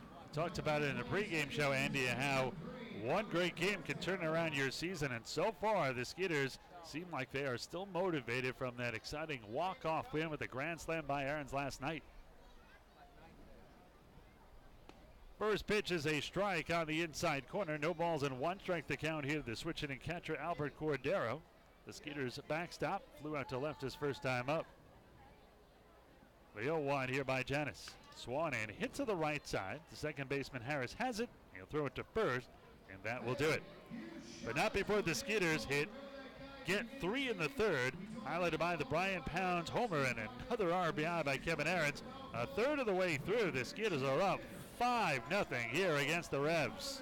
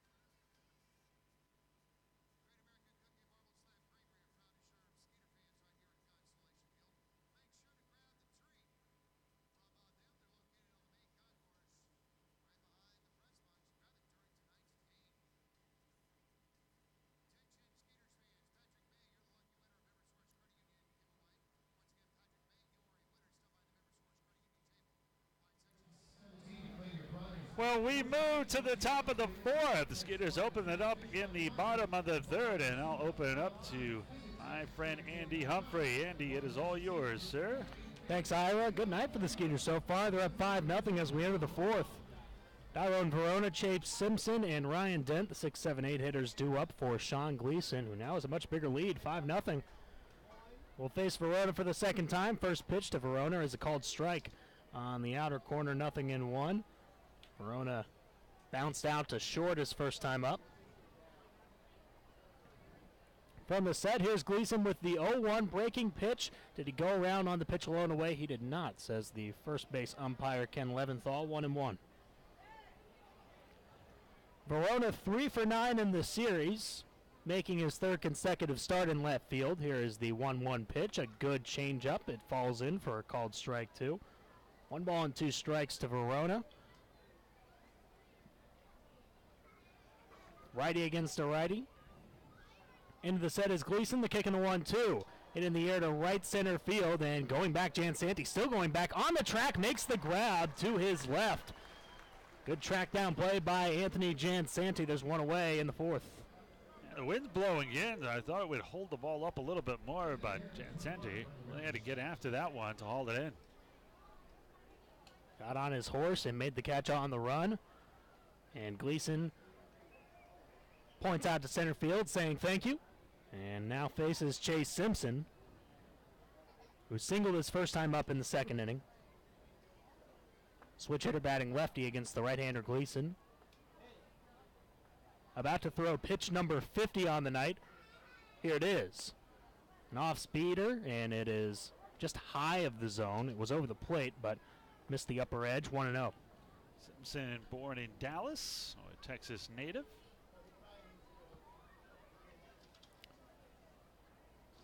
Didn't go to school in the Lone Star State, did he? No, he went to Oklahoma. He hits it in the air to right field, shallow. Prince goes out, the second baseman, to make the grab. And that is the second out. He was actually drafted, however, out of Wichita State. Yeah, one of 3 in colleges 2014. he went to Weatherford College between. And where's Weatherford College? You want to look that up right there for me? I will. We'll see if that's in Texas. That is. There you go. Texas. All right. So he did spend a little time here in the Lone Star State going to school after defecting to Oklahoma first. 2 up and 2 down for Gleason. Now faces Ryan Dent. This first pitch in the dirt for ball 1. Gleason plunked Ryan Dent in the midsection first time up. Appeared to come off the hip as the 1-0 is a slider lone away. 2 balls and no strikes. Gleason, the last 3 innings now, has gotten the first 2 out, but he has yet to complete a 1-2-3 inning. We'll see if third time's a charm. 2-0. And Dent hits this high in the air, deep into left center field. This one is high, deep, gone off of the billboards beyond the left center field wall. And a solo shot by Ryan Dent gives York their first run of the game. Now 5-1 Skeeters. After scoring 3 in the bottom of the third, extending the lead to 5-0. Last thing you want to do is give up a gopher ball. You just can't get that 3 up, 3 down inning, but should get him through this inning. Needs just 1 out. Then really you only need another inning or 2 out of Gleason, so still not the worst thing to happen. 5th home run on the season for Dent. And now Travis Witherspoon to the plate. First pitch he sees up high, ball 1. Gave Benson a long run in right field into foul ground, but Benson was able to track down the foul ball to retire Witherspoon his first time up. 1-0. Breaking ball falls in for a called strike, and it's 1-1. So 5-1 Skeeters. Top half of the 4th inning, Skeeters out, hitting the Revolution 6-4. 2 errors by York, both came in the first inning, as Witherspoon swings and foul tips, 1 in the dirt, 1 and 2. No errors yet for the Skeeters. Gleason's pitch count very good. Still only 56 pitches, so he should have enough to get through at least 5, maybe 6. 1-2, and Witherspoon hits it in the air to left center field, playable. Oliveira saw it late and had to run to it just in time to get the out, but he does squeeze it for out number 3. So that home run by Ryan Dent with 2 outs in the 4th inning puts York on the scoreboard, and through 3.5 at Constellation Field, Skeeters 5, Revolution 1. Back after this. Thanks, Shane. Yes, I'm down here with Hannah, and she's out here celebrating her 10th birthday. Let's make some noise for Hannah. Alrighty, we're going to sing happy birthday to Hannah, but I need your help. So happy birthday on 3. 1, 2, 3. Happy birthday to you. Happy birthday to you. Happy birthday, dear Hannah. Happy birthday to you. All right, you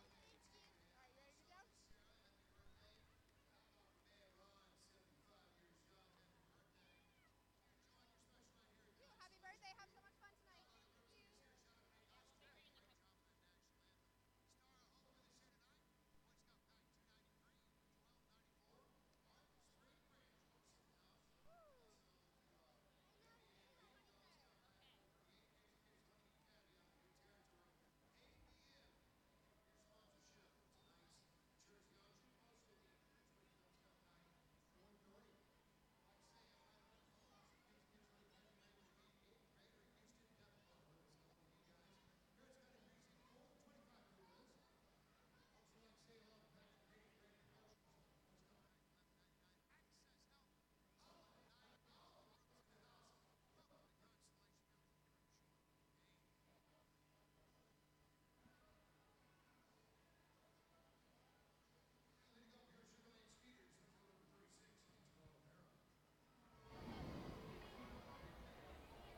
Welcome back to Skeeters Baseball. Skeeters have the lead over the York Revolution 5-1. Now batting in this bottom of the fourth.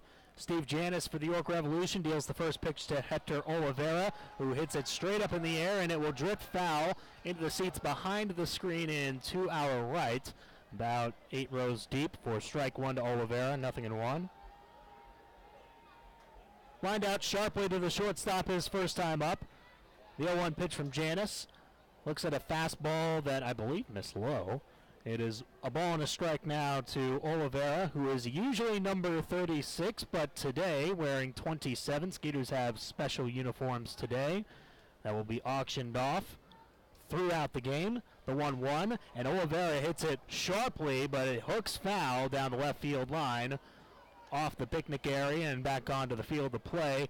And Oliveira wants a new bat, may have chipped that one a bit and needs a new stick. He has a 1-2 count. So Oliveira wearing 27. The man on deck, Caleb Ramsey, who is usually 33, wearing 35. Special jerseys today, sponsored by American Business Machines and Star of Hope.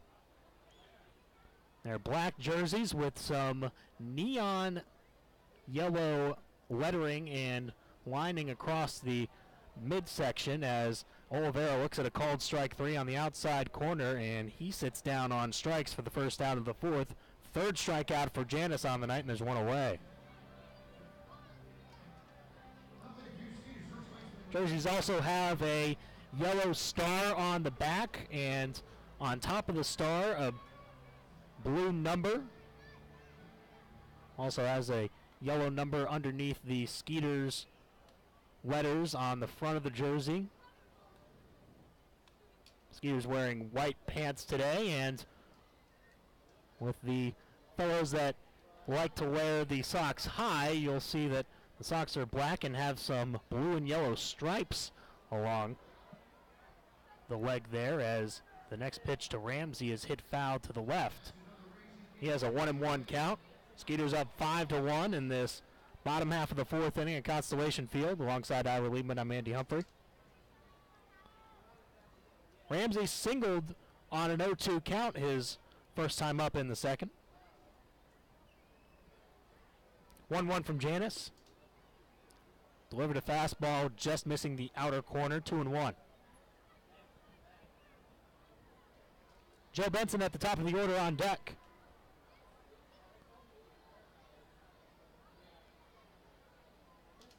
The 2-1 is bounced in the dirt and gloved by Tejeda. Good hitters count for Caleb Ramsey, 3-1.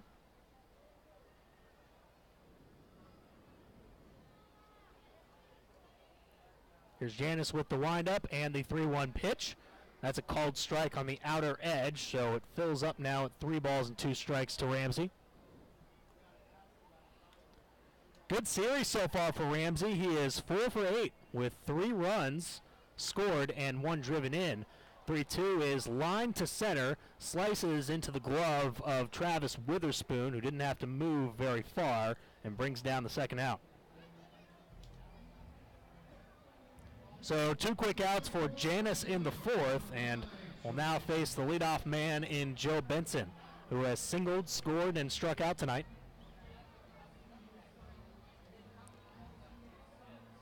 Janus at 57 pitches now. Had a rough first inning where he threw 21 pitches and gave up 2 runs. One of them earned on 2 hits. Also a couple of errors in the field by the Revolution, not really helping out the cause. As he deals one out of the zone there to Benson, it's 1-0.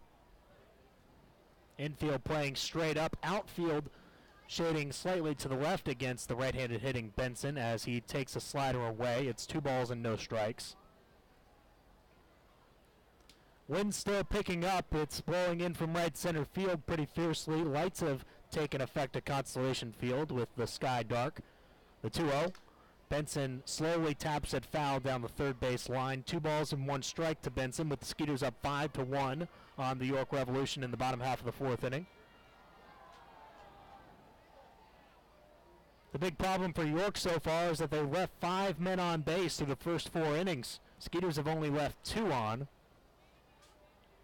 2-1 pitch to Benson, hit high in the air down the right field line. Into foul ground goes the first baseman Nash, waiting for it to come down, and has it about a yard away from the wall. And that is a 1-2-3 inning for Janus in the 4th. So the Skeeters held scoreless in the bottom half of the 4th inning. They take a 5-1 lead to the 5th at Constellation Field on the other side of this break.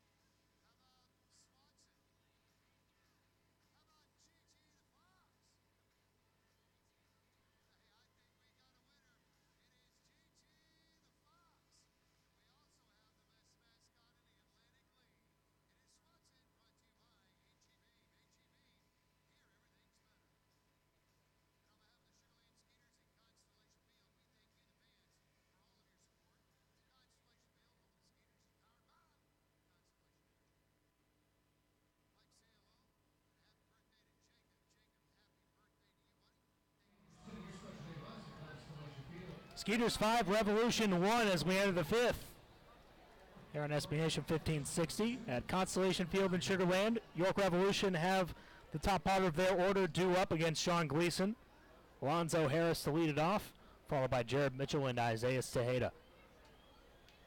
First pitch from Gleason, and Harris hits it high in the air on the infield. Ramsey underneath the first baseman, now on the first base line, and brings it down officially in fair territory. 1 pitch, 1 out for Gleason in the 5th. And both these pitchers, Andy, using a minimum of pitches, even though the Skeeters with a 4-run lead here, 5-1. Both Gleason and Janus are not throwing a ton of pitches. 60 for Janus through the first 4, 59 now through 4 1/3 for Sean Gleason, who is trying to become eligible for the decision in his 4th consecutive game. He's got at least 5 in each of his last 3 starts, and in his first 4 starts of the season, he did not get past the 5th inning, and he didn't complete the 5th inning either. But in his last 3, he has done so, including getting past the 6th in his last 2, as he delivers a called strike to Jared Mitchell, 0-1. Mitchell 0 for 1, reached on a walk in the 1st, and skied out to right in the 3rd.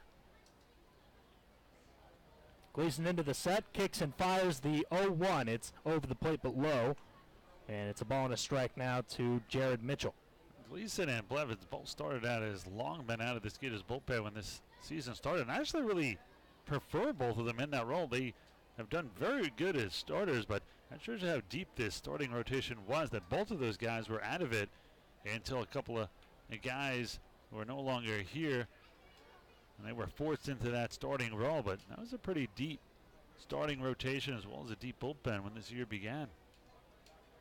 Gleason missed inside. It's 2-1. He's ready for a 2-1 pitch now. Here it is. And it's softly hit to the right side by Mitchell. Prince across his body he throws and gets the out against Mitchell, who is not a slow runner. Good play by Prince. There's 2 away in the 5th. Yeah, Prince always kind of throws sidearm, even when he has a lot of time and a ball hit right at him. But that time he threw sidearm across his body, as you mentioned. The throw was a bit high, but luckily Ramsey tall enough to haul that down without having to leave the first base bag.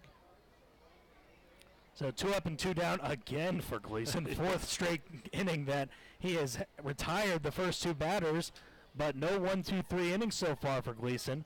Maybe Trying to do so. Trying to do so here against Isaiah Tejeda, who's a tough hitter. First pitch is taken on the outside corner for a called strike. 0-1 now to Tejeda. Yeah, and you do mention the fact that the Skeeters have had some starters drop from the rotation, maybe due to injury as well. Zach Zenicola, a guy who was kind of hurt for most of the season. 0-1, swung on and missed. Jake Hale, another guy who spent a period on the disabled list. So some guys have had to step up and make some starts. And talk about 3 guys. I mean, 3/5 of the rotation has stepped up. Gleason has stepped up last 3 starts. He's been terrific again tonight. Blevins has been very good in 2 of his last 3 starts, and those guys were in the starting rotation. Talbot now great as well. Gleason strikes out to hit on 3 pitches, so he does get that 1-2-3 frame in the 5th. And through 4.5 innings, the Skeeters take a 5-1 lead to the bottom half of the 5th inning. We'll be back with it right after this.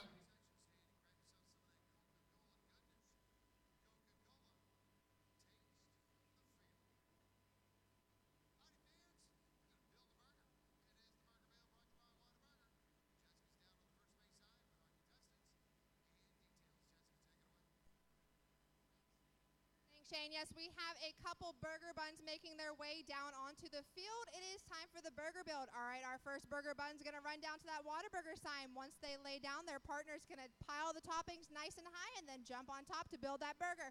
All righty, are we ready? Set, go. All right, first burger's running. Looks like first base side might have a bit of a height advantage, but first toppings are down for both sides. It does not matter what order you do it. You just got to get all those toppings on. All right, looks like the first base side is a little bit behind, but there's still time. Who's going to get the last topping on first? And it looks like it's going to be the third base side as our winner of the Whataburger Burger Build. Back up to you, Shane.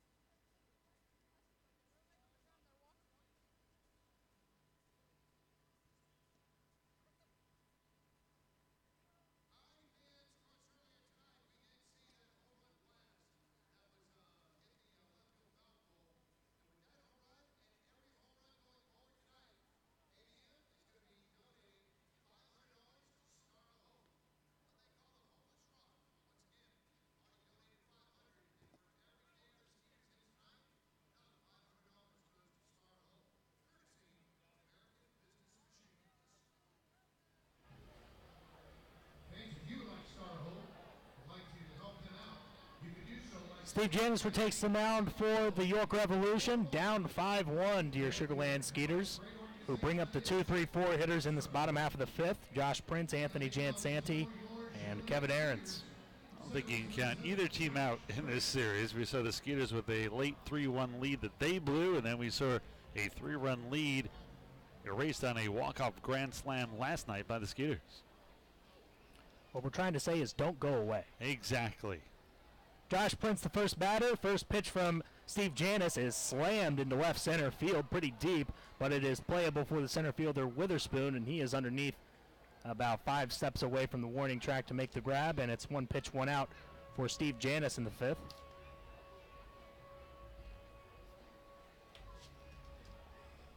Here's Anthony Jansanti.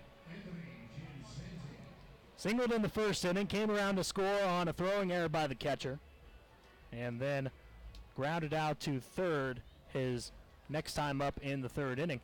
Both these pitches starting to settle down. Janis, after allowing the 2-run homer to Pounds, has now retired 5 straight. Gleason has retired 4.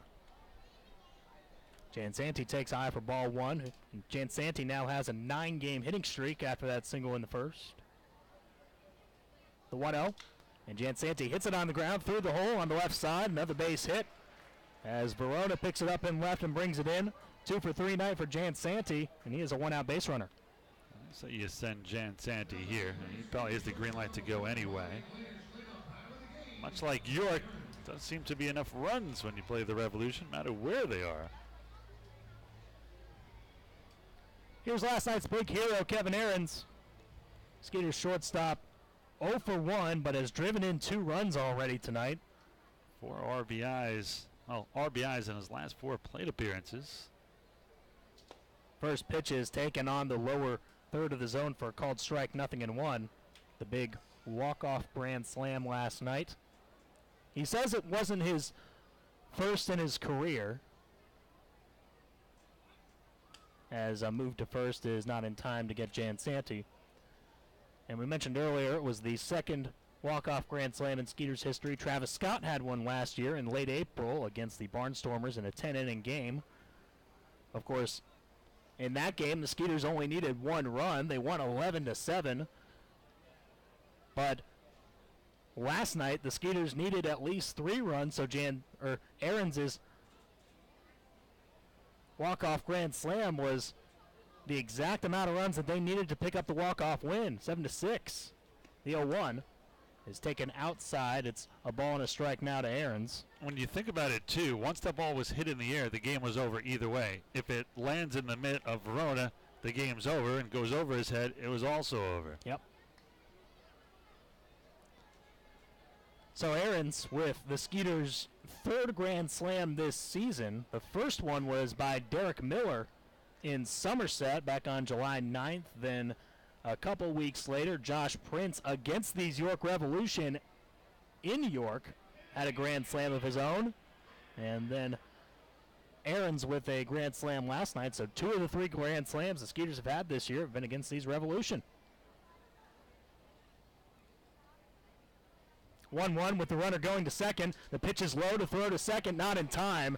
Jansanti got a great jump, dives in head first for yet another stolen base, his first of the game. And a runner in scoring position now for the Skeeters, and just 1 out. 28th of this season, and Jansanti and Prince have a chance to be the first tandem of Skeeters with over 30 steals in a season.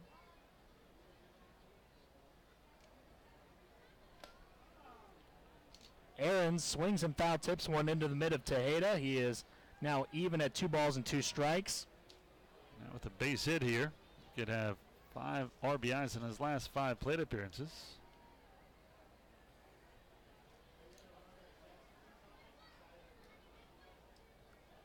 Jansanti going to third on the 2-2. Ahrens bloops it softly into shallow right field. Alonzo Harris will make a basket catch to second base and then throws to second, and it gets away, but quickly backing up is the third baseman Simpson to keep Jansanti at second base. Kind of a wild play, but it's out number 2 with Jansanti staying put in scoring position at second. Jansanti almost like playing running bases when you're little. He was almost all the way at third, and then the basket catch, as you mentioned, by Harris, but he almost dropped it, and then Harris would have had to go back to third, but then he went back to second just in the nick of time.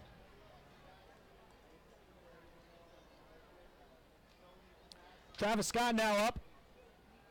Who, of course, had the first Skeeters walk-off grand slam in franchise history.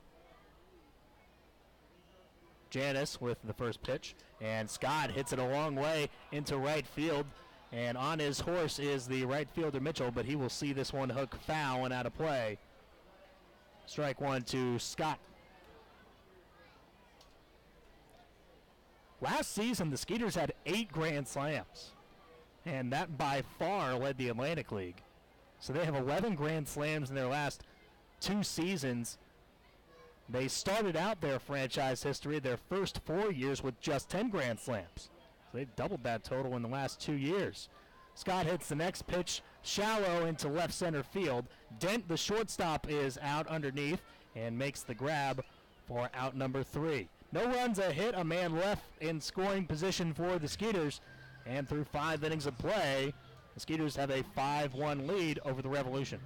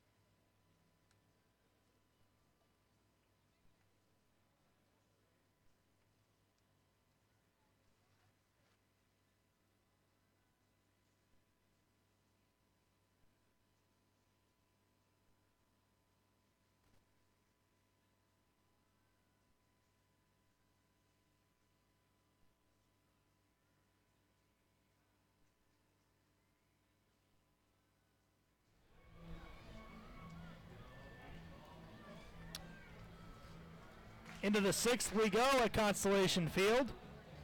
Michael Burgess, Telvin Nash, Tyrone Verona. The 4, 5, 6 hitters for the York Revolution will come to the plate. Skeeters up 4 runs on the York Revolution alongside Ira Lehman. I'm Andy Humphrey. Michael Burgess 0 for 1, grounded into a double play his first time up, then walked in the 3rd.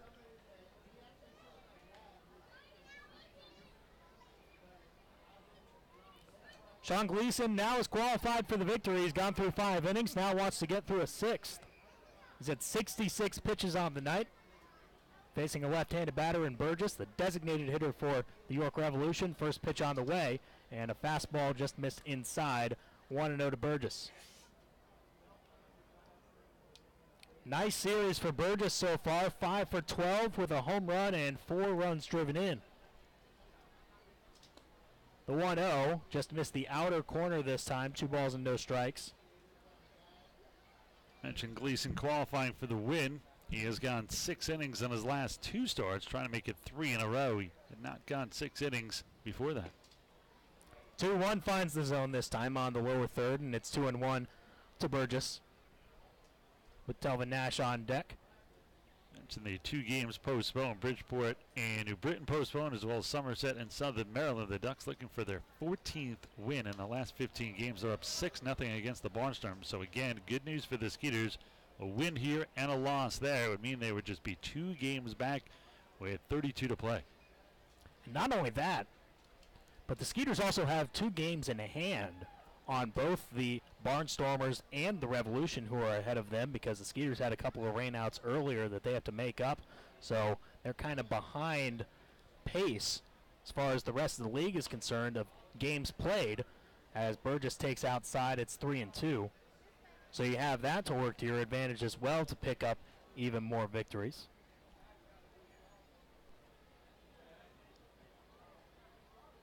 Skeeters winners of 7 of their last 10 games, trending in the right direction, and doing that at the exact right time, because the Barnstormers have been trending in the wrong direction. They have lost 7 of their last 10. Payoff pitch from Gleason. Hit on the ground, 2 hops to Kevin Aarons at shortstop. A looping throw to first base to get Burgess for out number 1. And after Gleason allowed that really only blemish of the game, the home run to Dent, he has now retired 5 straight. At a 1-2-3 fifth, and now faces Telvin Nash, who he has retired twice tonight, once on a fly out to center, and again on a looking strikeout.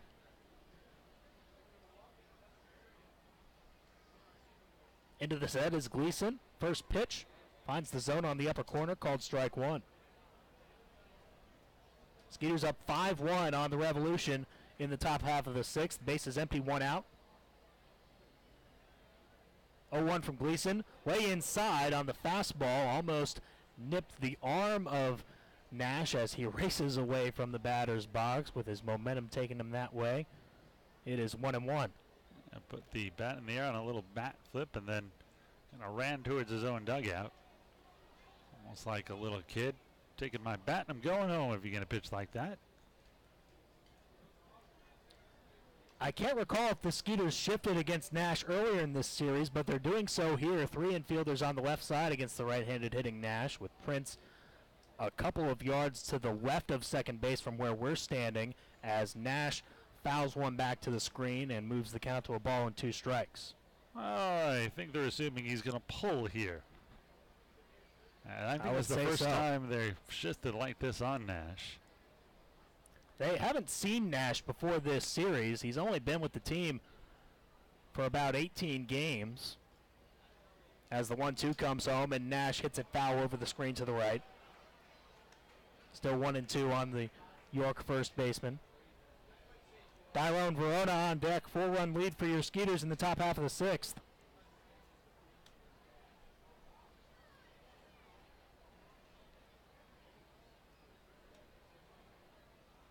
Into the set is Gleason. Here is another 1-2. Breaking ball hit softly in the air to left field. It'll bounce in front of Oliveira for a base hit.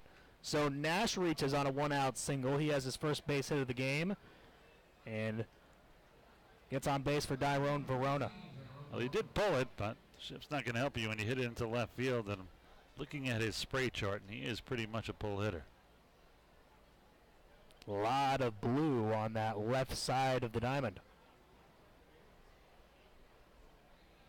Tyrone Verona is 0 for 2, a ground out to short and a fly out to center. First pitch from Gleason, fastball, just missed, I think, inside. And it's 1-0 to Verona. Looked pretty good to me, but Joe Harris not giving the call. Now Gleason ready for a 1-0. Here it is. He goes with the breaking ball this time and gets the strike call this time. Right down the heart of the plate, it's 1-1. Nash with a conservative lead off of first, the 1-1 pitch. Hit on the ground to Prince. He will take it to the bag himself and throw over to first to complete a 4-3 double play. The second double play the Skeeters have turned tonight and their 110th of the season. That gives Gleason another scoreless frame, and we go to the bottom of the 6th inning with the score still Sugarland 5, York 1.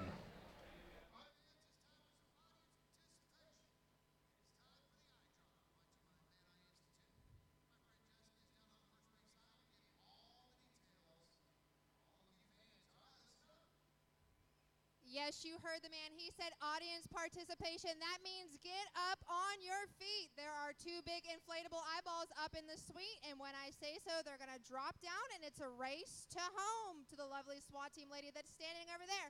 All right. Ready, set, drop them. All right, want to keep them in the stands, send them all the way towards home. First base side is making their move. Come on, third base, there's still time. You want to hit it towards home. All right, first base has a lead, but third base is coming quick.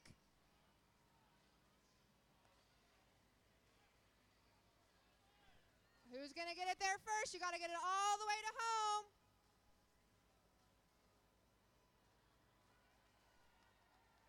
Gotta get it to the SWAT team. Oh, she picked up the third base side first. You know, we're going to call them our winner. They came from behind. Congratulations. Back up to you, Shane.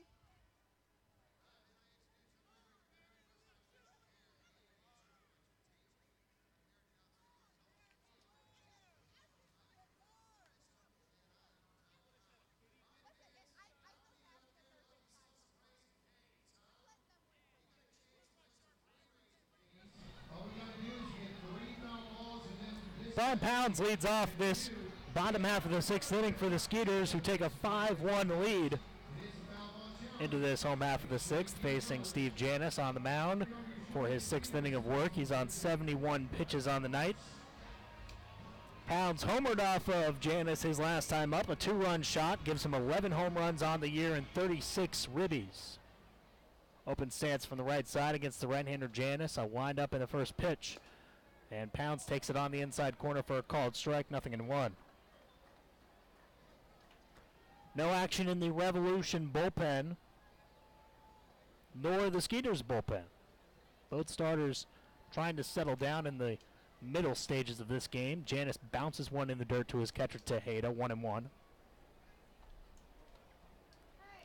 Pounds, then Albert Cordero and Hector Oliveira, the 6, 7, 8 hitters, due up in this bottom half of the sixth for the Skeeters with a 4-run lead. 1-1 is high. 2-1 now to Pounds, the first baseman or the third baseman, who came into this game just 1 for 8 in the series, but did well getting on base. Had 3 walks through the first 3 games. He swings and foul tips one into the mitt of Tejeda, even counted 2 balls and 2 strikes.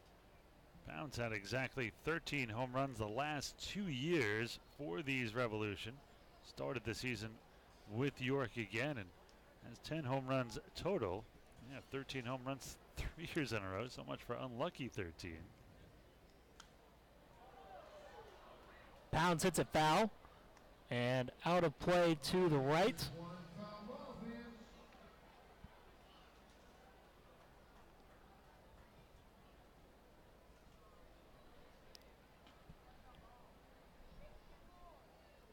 $6,819 fans here on a Friday night at Constellation Field as Pounds takes outside. It's 3-2.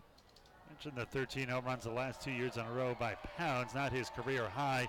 His career high 16, which it did in 2014 while at the River Sharks. Payoff pitch. Pounds hits it on the ground, just foul down the third base line. Rafi Montalvo at third base thought it was fair. He's walking over towards the third base umpire, Ronnie Galloway, but won't argue too much. That wasn't that close. So still a 3-2 count to Pounds, who will see an 8th pitch of this at-bat. Albert Cordero on deck. Skeeters 5, Revolution 1.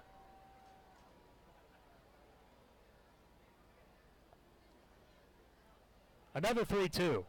Pounds jam shot right side in the air, and the second baseman Harris is underneath. He makes the grab, tosses to his first baseman Nash, brings down the first out.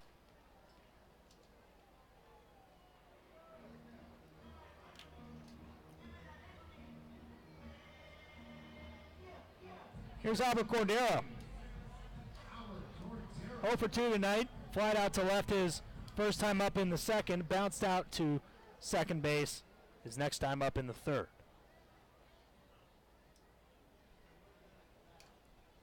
First pitch from Janis, down low, ball 1.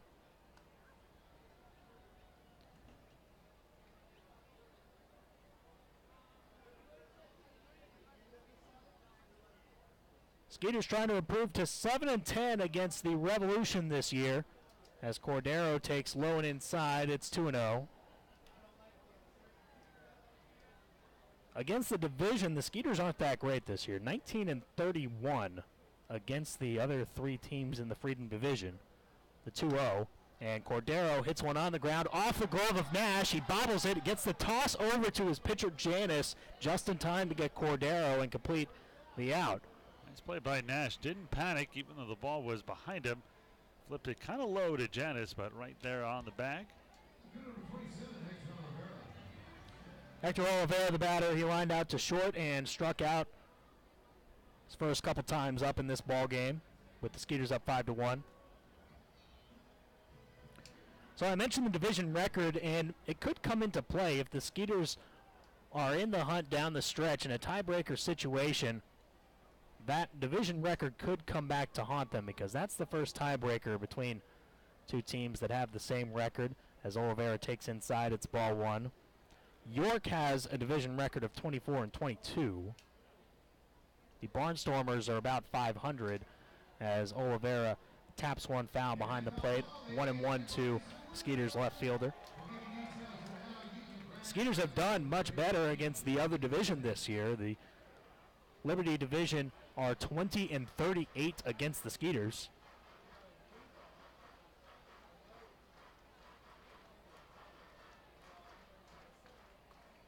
(28-30), I should say. I said that a little bit wrong, but still much better than the Skeeters' record against the Freedom division, as Oliveira takes inside 2-1.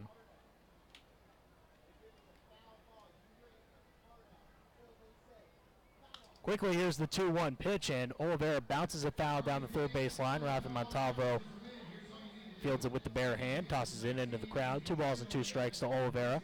Skeeters out hitting the Revolution 7-5, outscoring them 5-1. 2 errors for the Revolution tonight, no errors for the Skeeters. Revs have left 5 men on base, the Skeeters have left 3. 2-2. Oliveira slams another one foul on the ground down at third. Another ball for Rafa Montalvo to chase. Still 2-2 against Oliveira. If he can reach, Caleb Ramsey waits on deck.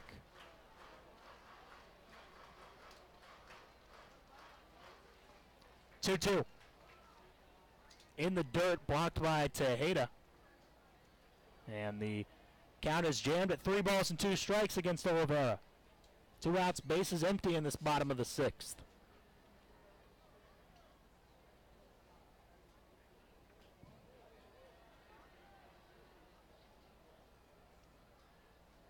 Three and 2 the count, and the pitch on the way from Janis. Oliveira pokes it in the air to right field, and right at the right fielder Mitchell, who did not have to move far to bring that one down for out number 3. A 1-2-3 frame for Janis. He is through 6th innings. We are through 6th innings at Constellation Field. Skeeters up 5-1 over the Revolution.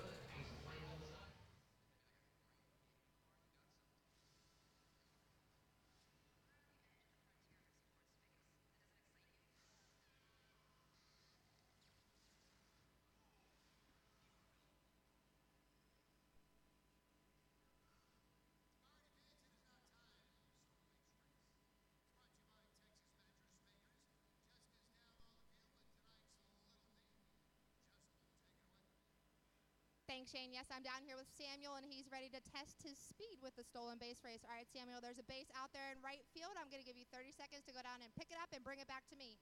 All right, let's put the countdown up on the board. 3, 2, 1, go. A little bit of a jump start, but that's okay. Running nice and fast. You got to pick up the base and bring it back. All right, he's got the base. Let's cheer him on as he runs back. About 15 seconds, you can do it. With time to spare, he has brought the base back. That means you're the winner of the stolen base race, brought to you by Texas Mattress Makers. Back up to you, Shane.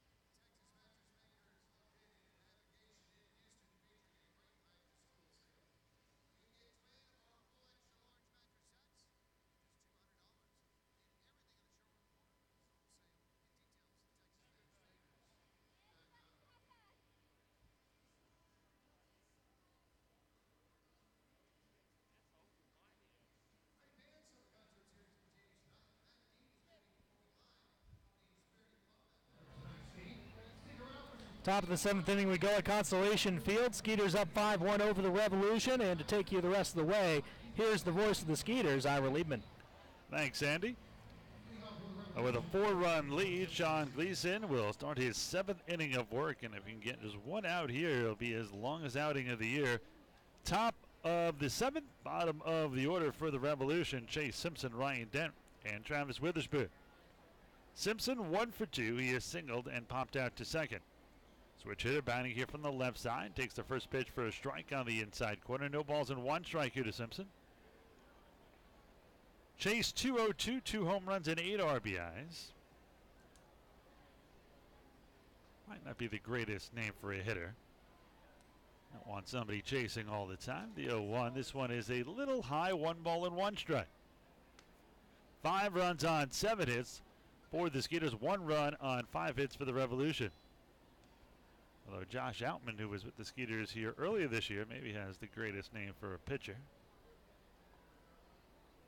He's the Outman. That's right. And I started chanting that when he got to the big leagues. Became a fan favorite. This one fouled off to the left side. 1 ball and 2 strikes to count.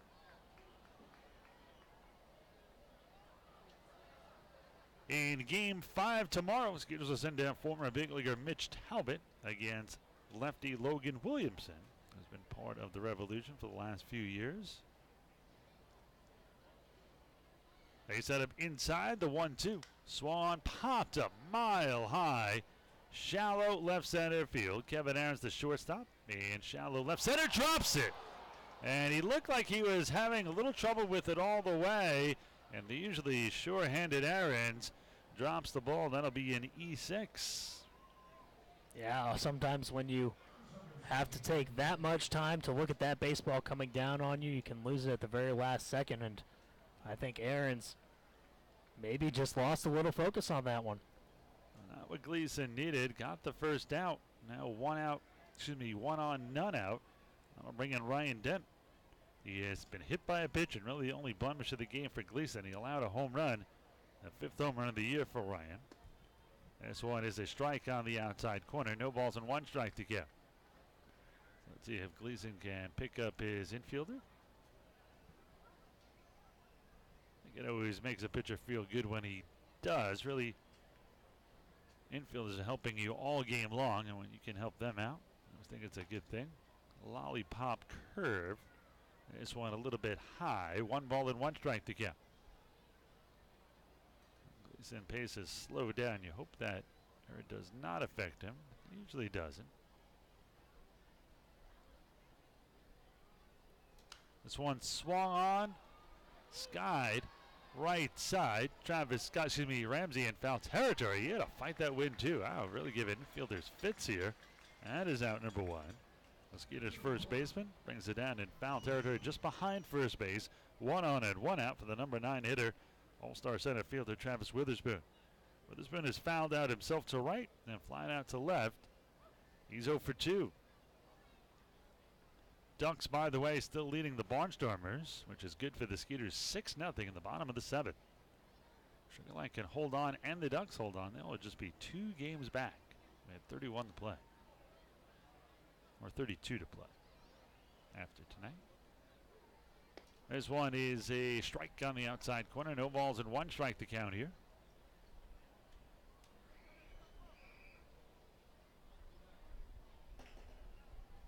Gleason closing in on 90 pitches. The 0-1. This one is a little bit low and in. 1 ball and 1 strike. So this should be his last inning. And as I say that, action begins in the Skeeters pen. Looks like that might be Scott Main, perhaps. The 1-1. This one high. The throw down to first. Not in time. Good throw by Cordero. Chases back Simpson. The Skeeters have double barrel action. That is Scott Main, and it looks like Manny Corpus as well. So lefty and a righty, in case the Skeeters want to play matchup down there. The 2-1 here from Gleason. This one a strike on the outside corner. 2 balls and 2 strikes to count. I think I got the hang of Joe Harris's calls there behind the plate now after 6+ innings. 2 balls, 2 strikes, 1 on, 1 out. Skeeters leading 5-1 here in the top of the 7th. This one a bullet down the third base line. That is a fair ball. It'll get into the corner. Let's see if they wave around Simpson. They will. Simpson around third, and now going towards third is Witherspoon. The throw to third not in time, and it is a 5-2 game. You know, we couldn't really see from our vantage point, but I wonder if Oliveira had a little bit of trouble getting that out of the left field corner.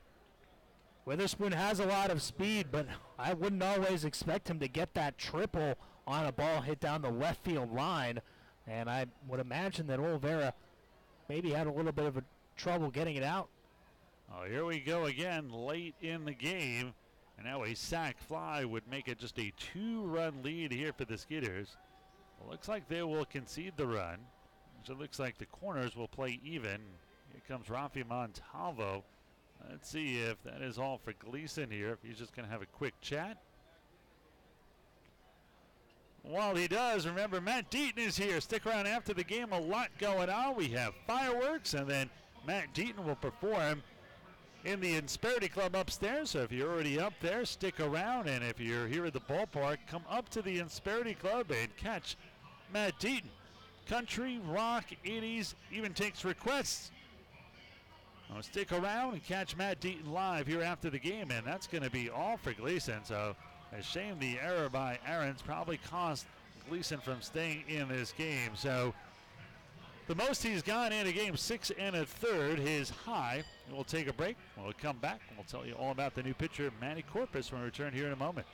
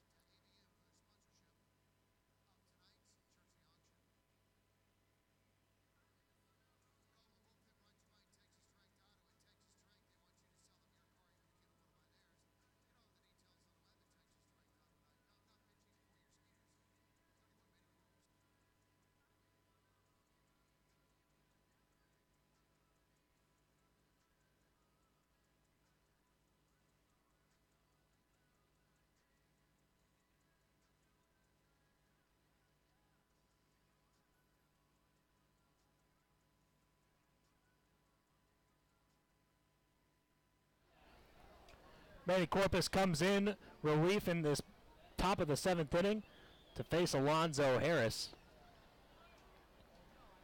Corpus this year with the Skeeters and the Revolution, 1-4 record, a 6.26 ERA, 31st appearance total in the Atlantic League, 27 1/3 innings, 46 hits, 20 runs, 14 walks, 25 strikeouts. First pitch is strike, and this one is grounded to short. This is going to get a run home. Ahrens has it. He fires it to first just in time. But scoring is Witherspoon, and now the Skidders just up by a pair, 5-3. You go back to the Kevin Ahrens error. That would have been out number 3, and the Skidders would have only allowed 1, if that. So another tight game here down the stretch. 6-3 ground out for Harris. That is RBI number 53 on the season. So 2 outs, 2 in, none on, and that'll bring up Jared Mitchell. And it looks like that might be all for Corpus. And he's going to leave this game, so we'll take another break and probably going to see Skeeters Southwest Scott Main. We'll find out for sure when we get back here in just a moment.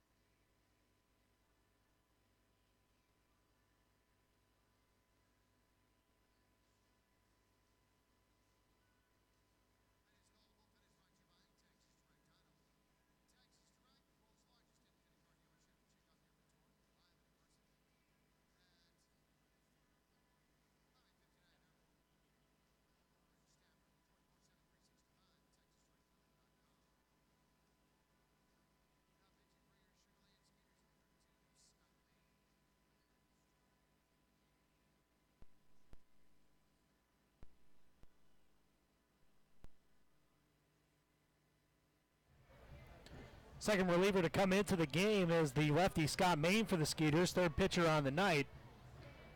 He'll face the lefty Jared Mitchell. Main on the season, 1-1 record, 2.77 ERA with the Skeeters, 27 games, 26 innings pitched, 22 hits, 10 runs, 10 walks, 21 strikeouts, league hitting just .229 against the Southpaw. Oh, Mitchell on to face the left-handed hitting right fielder Jared Mitchell. Two of the next three lefties, so Maine will probably remain in this game even if he gets the last out here to start next inning. This one, big swing and a miss, 92-mile-an-hour fastball by Maine. No balls and one strike to count. Mitchell has walked, flying out to right, and grounded out. Oh, he's officially 0 for 2. Came in hitting .292 with 10 home runs and 42 RBIs. Mitchell, the former big leaguer, spent time in the bigs with the Cubs and a little bit of time with the Indians. This one bounced foul and goes back behind the plate. 1 ball and 1 strike to count. That also closes the book on Sean Gleason's start. He finishes with 6 1/3 innings pitched, gave up 6 hits, 3 runs, only 1 of them earned, 2 walks and 2 strikeouts. Well, Gleason can win it. He cannot lose it. They will set up inside again here on Mitchell. The 1-1. Squaring to bunt here. Taking it outside, however. 2 balls and 1 strike to count. I don't think that was a legit sack attempt or bunt single attempt with 2 outs. Skeeters leading by a pair, 5-3, with the Revolution getting 2 in here in the 7th. The 2-1 here by Maine. Swung in, fouled straight back. Healthy hack by Mitchell. 2 balls, 2 strikes, 2 outs, 2 in. Skeeters up by 2, 5-3 here in the top half of the 7th. That wind really picking up again, blowing in from right center. Game started at 99 degrees in this one, and it is all the way down to 87. Maine from the stretch. I'll set up away, and the 2-2. Swung and foul down the left side. We'll do the 2-2 again. 5 runs, 7 hits, and 1 error for your Skeeters. 3 runs, 6 hits, and a pair of errors for the Revolution.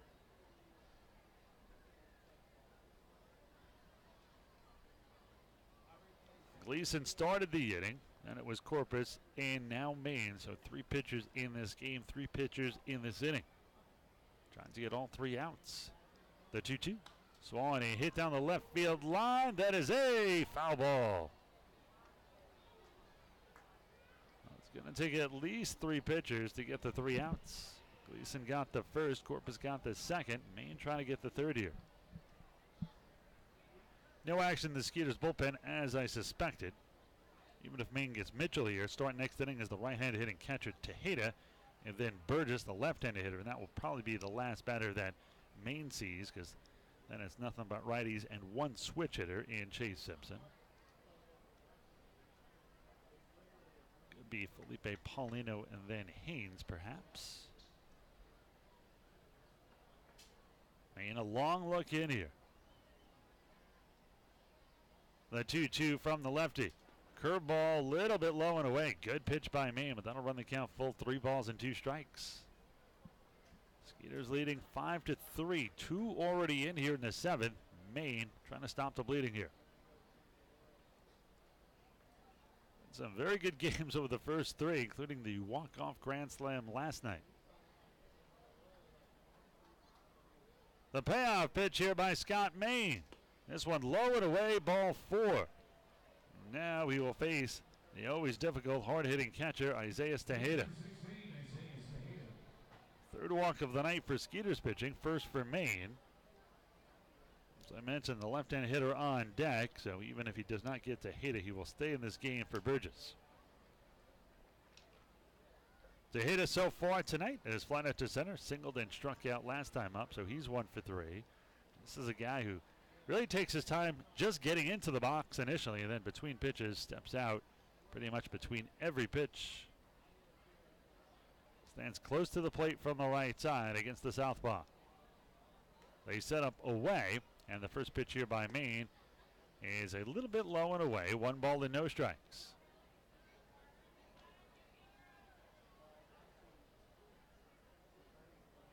Maine gets the sign here from Cordero. Let's see if they go away again. Maine looks at first, a double take, but comes home. This one swung, a slow roller up the middle.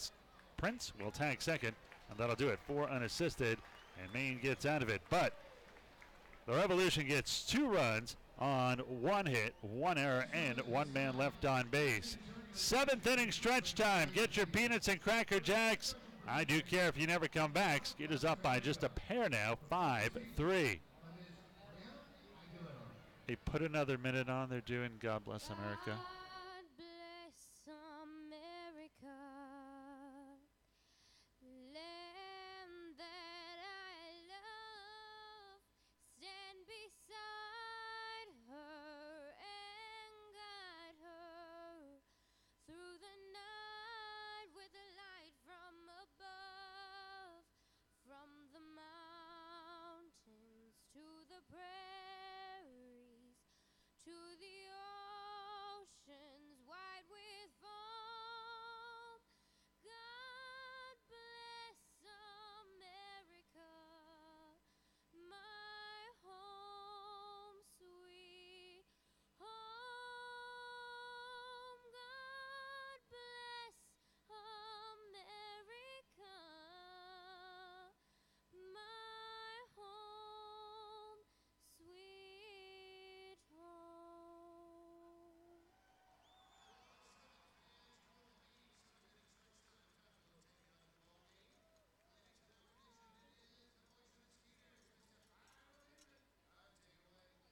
All right, thanks, Shane. All right, Skeeters fans, you ready to sing the 7th inning stretch? Now let me hear you. Are you guys ready? All right, on 3, 1, 2, 3. Take me out to the ball game. Take me out with the crowd. Buy me some peanuts and Cracker Jacks.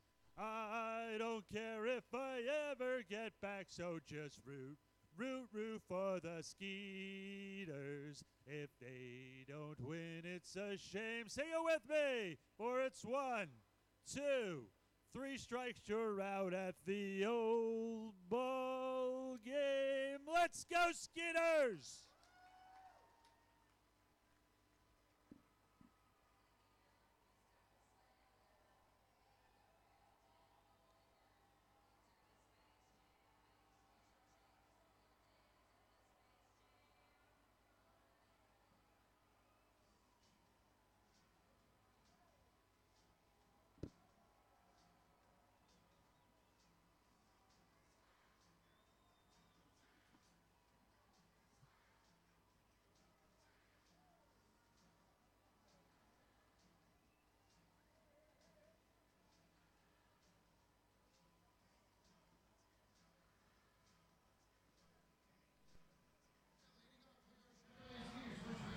Oh, we move to the bottom of the 7th inning. I hope you're all stretched out. I know Nathan Warner back in the studio. Andy Humphrey getting looser each game. Took your walk again? I did take a Brett Dolan stroll today.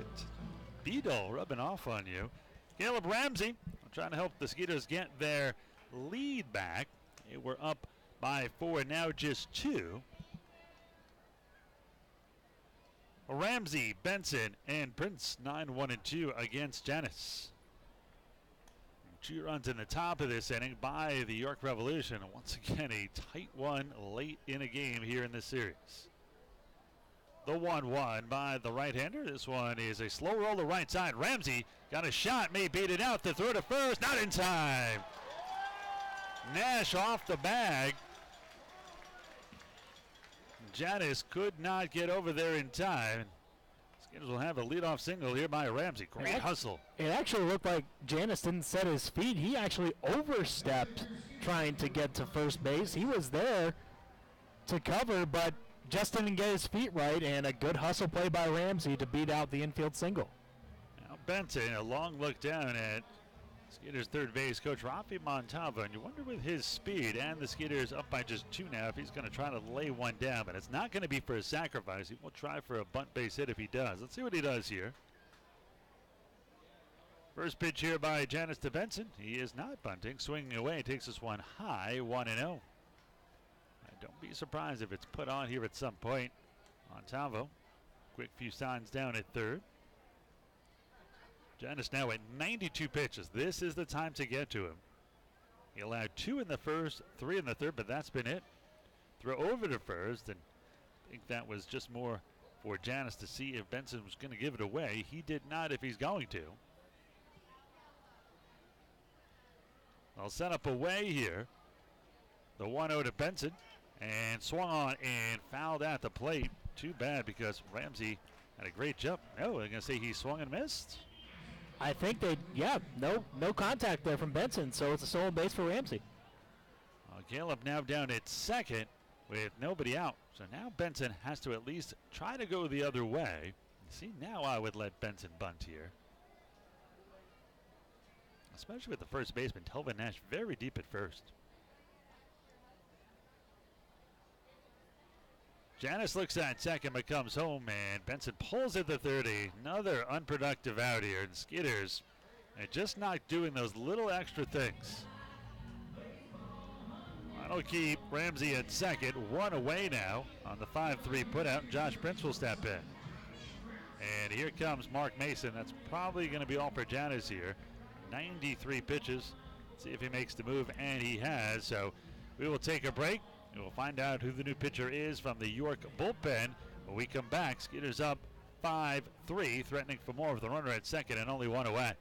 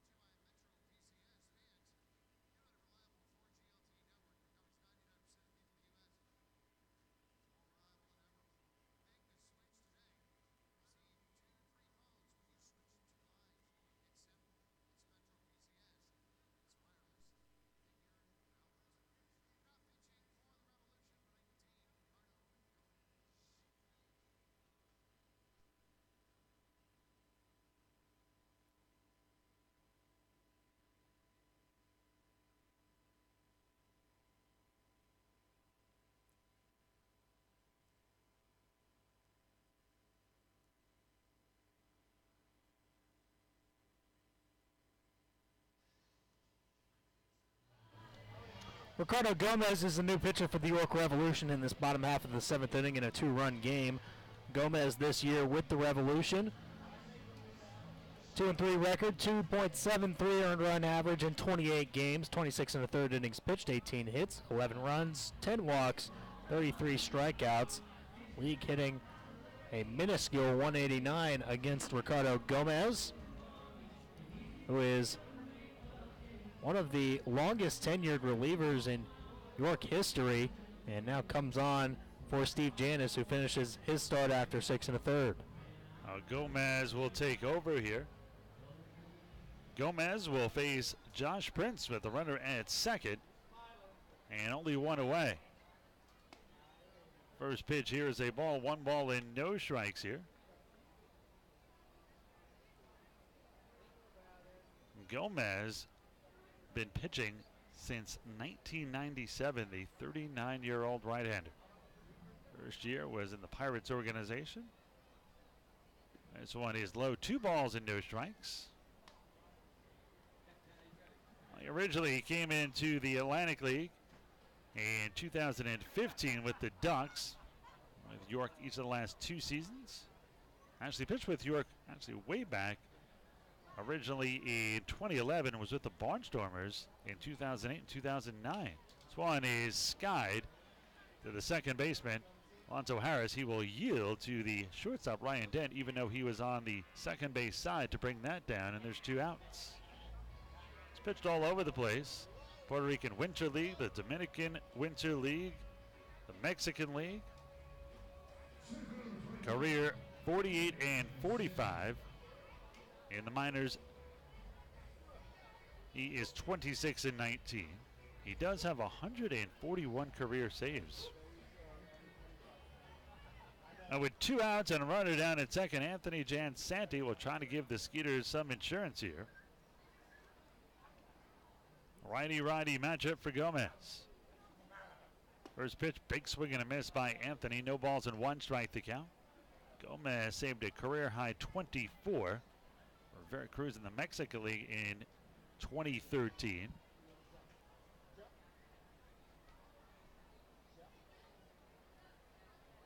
The 0-1 here by the 39-year-old right-hander.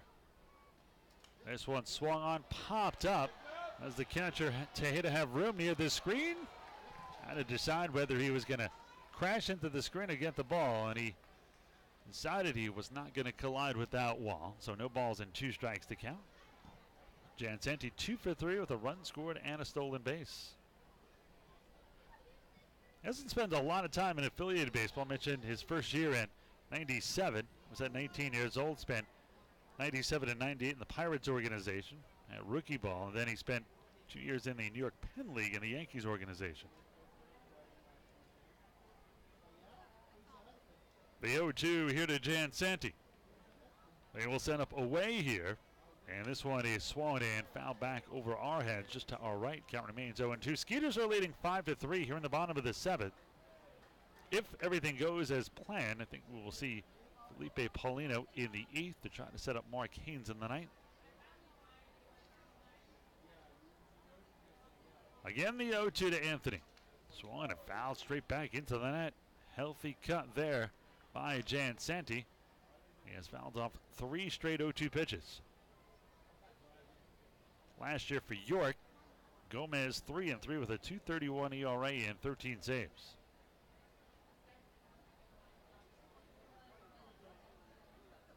Again, the 0-2.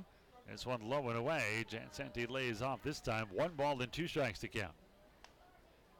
2 outs, 1 on. Skeeters leading by 2, 5-3, but this one a long way from being over, as we saw the last few nights. The 1-2. Low, 2 balls, 2 strikes, and 2 outs here. Good at bat here by Jansanti. This will be pitch number 8 coming from Gomez.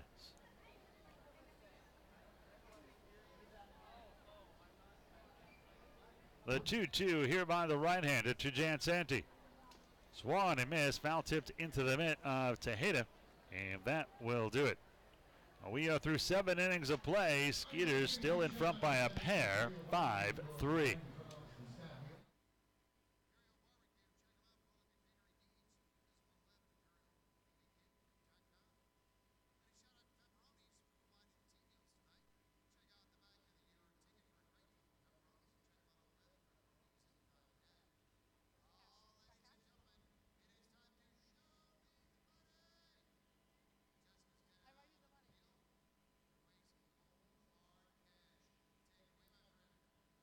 Thank you, Shane. Yes, I have $50 in my hand for a lucky season ticket holder out there, so let's see where we're going to go. All righty. I'm going to go this way tonight. Sorry, guys. First base side. Which section am I going to? Come on. What about section 6? I like the noise. What about section number 5?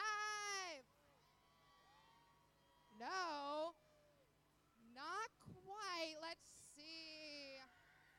I'm sorry, guys. I'm sorry. I'm actually heading over this way. I'm looking for. Thank you. Thank you. I'm looking for section number 4. Awesome. Let me see. Row.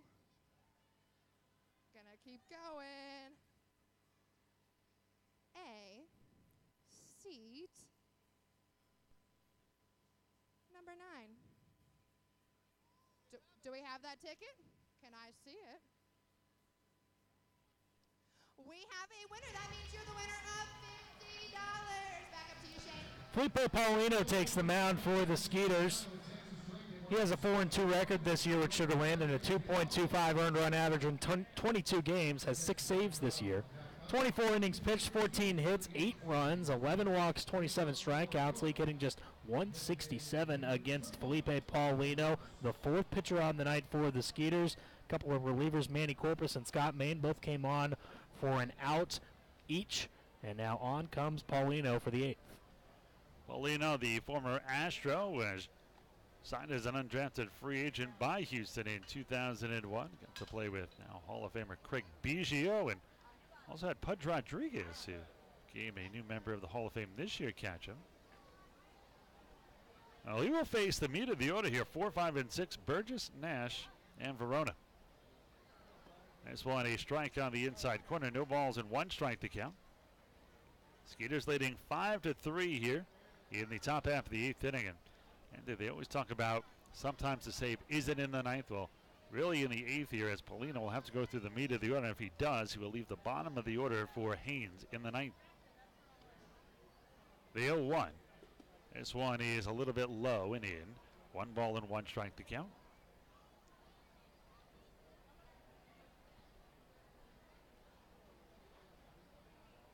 Mentioned before, Paulino originally signed as a shortstop. That is one big shortstop. Defeats the purpose of the name shortstop. Big stop. 1 ball and 1 strike. Paulino 6'3", 270 out there in the mound.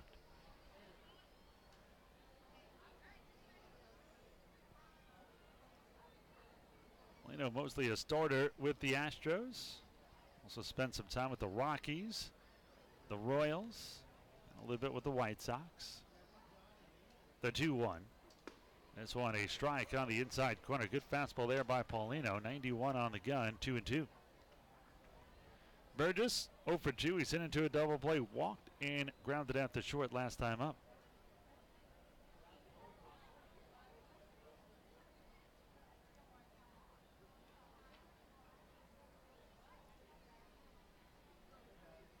I'll set up inside here. The 2-2. This one a little low and in. That'll run the count full. 3 balls and 2 strikes.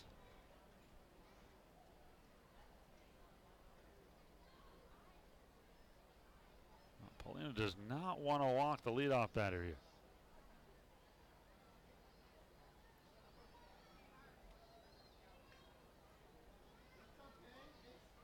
Long look in by Paulino. The payoff pitch by the Skeeters right-hander. Swung on and missed. Strike 3. Blows a 92-mile-an-hour fastball past Burgess. And there is a very big first out here in the 8th with the Skeeters leading 5-3. Well, in steps Nash, a former Astros product himself. Picked in the 3rd round by Houston in 2009. He was the exact 100th pick in that draft. Spent time with the Astros from 2009 through 2015. Spent the last 2 seasons in the White Sox organization.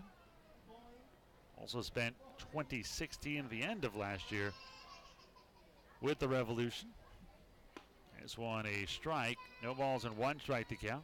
54 games last year. He had 275 with 11 home runs and 38 RBIs.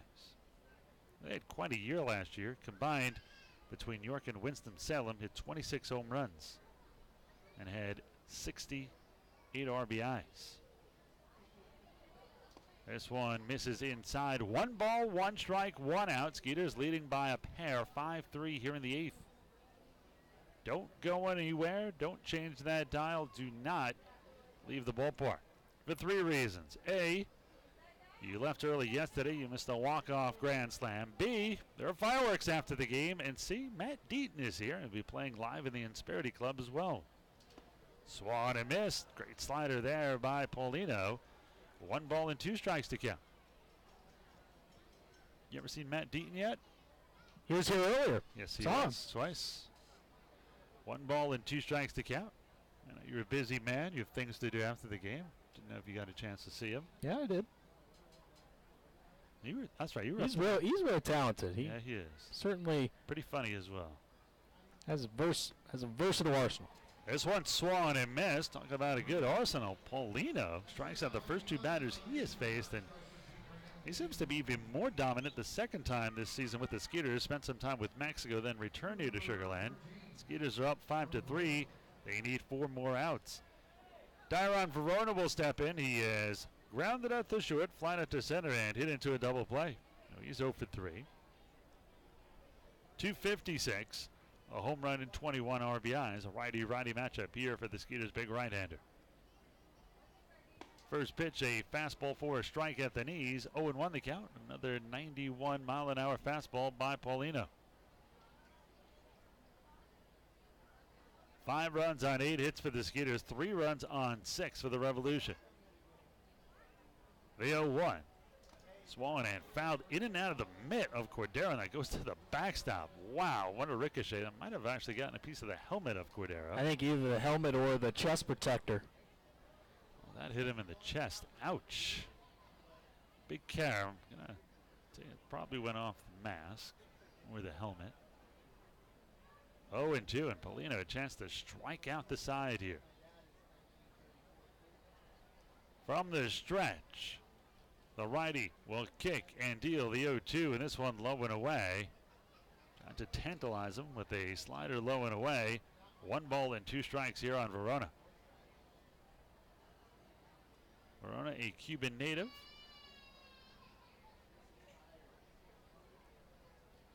The 1-2 here by Paulino. He'll fire it home, and this one is swung and grounded right at Prince at second. It's going to be a 1-2-3 inning. And pull off the bag is Ramsey, but he gets the tag on, and that will be out number 3. So a little bit of a scary moment there, but Paulino gets a 1-2-3 eighth. Middle of the 8th, Skeeter still up 5-3 over the Revs.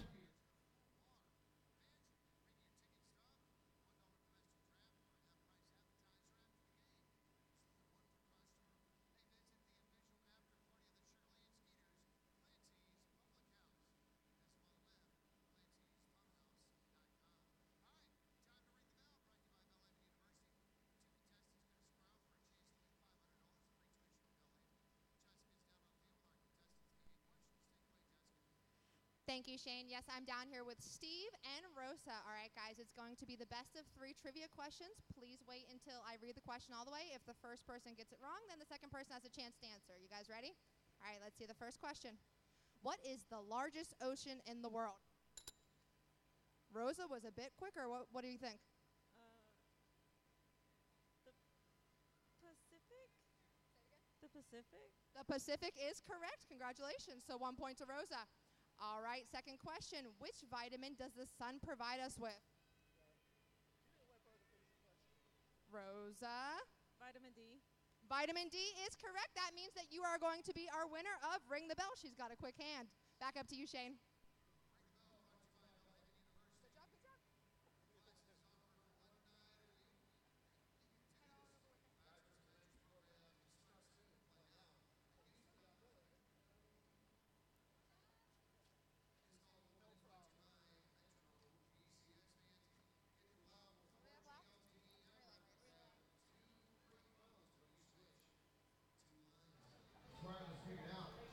Another inning, another pitcher.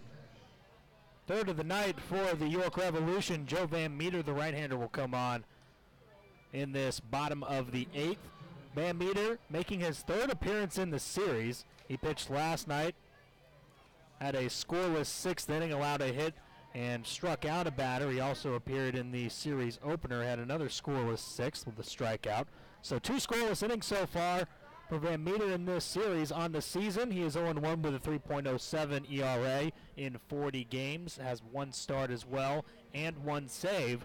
44 innings pitched, 37 hits, 17 runs, 17 walks, and 43 strikeouts. Oh, Van Meter, a Long Island boy from Manhasset, New York, went to school at Virginia Commonwealth University, drafted by the Rangers in the 21st round in 2010. Last year was with the Blue Crabs. 9 games, no record, a 5.73 ERA. We will face the meat of the order here for the Skeeters. The guy's done a ton of damage in this series. Kevin Aarons to lead it off. He'll be followed by Travis Scott and then Brian Pounds. First pitch to Aarons. This one a strike. No balls and 1 strike to count. Skeeters are up 5-3 here in the bottom of the 8th. They would love to get a little bit of insurance here. The 0-1 by Van Meter. This one is a strike on the outside corner. And the first pitch looked like it was a little low, called a strike, and this one looked like it was a little high and outside, also called a strike. 0-2 now here on Aarons. Van Meter deals, and this one's swung and missed strike 3, and if you're Aarons, you have to swing there. So 1 out, none on for Travis Scott. Scott has popped out to short twice, but between he had an infield single and came around to score. He'll bat here, but the Skeeters up by a pair, 5-3. Well, Van Meter got to pitch in maybe one of the better places to play in all the minors. 2 straight years he got to pitch for Myrtle Beach, and then he gets to pitch in a really nice ballpark here in Texas at Frisco, both of those years as well. This one is strike, 0-1 to the left-handed hitting DH Travis Scott.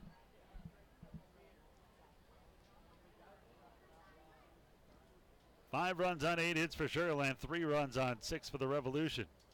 Check swing by Scott, the appeal, he did not go. 1 ball, 1 strike, 1 out here, none on. Skeeters up 5-3 in the bottom of the 8th.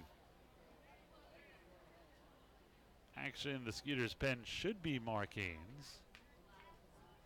And it is. Punisher getting loose for the bottom of the, for the top of the 9th. 1 ball and 2 strikes to count. Scott came in batting .237, 9 home runs, 49 RBIs. They set up inside. The 1-2 is in the dirt, scooped out by Tejeda, and he throws the ball out of play with authority. 2-2. Van Meter spent 2 seasons at Virginia Commonwealth. I think his last season, not very good, even though he got drafted in the 25th round. Was 1-0 with a 5.40 ERA and a save. This one Sky down the left side. Count remains 2 balls and 2 strikes.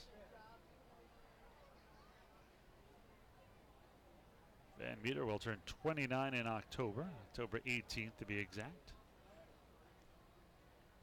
Wind not quite blowing as hard as it did when this game started.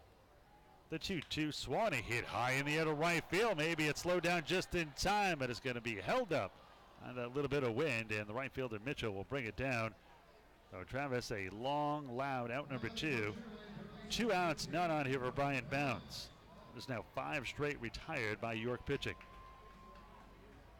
Pounds has already homered in this game, a 2-run shot, which right now is the difference. Skeeters are leading 5-3. He's also lined out to second twice. Let's see if Pounds can get some insurance. Remember, insurance runs are brought to you by Texas Farm Bureau. Texas Farm Bureau members get free tickets to Skeeters games on Sunday. Just show proof of your current membership at the Skeeters ticket office, and you can get 2 free tickets to any Sunday home game. Visit your local agent to become a member today. The 1-0. This one high and outside. 2 balls and no strikes to count here on Pounds.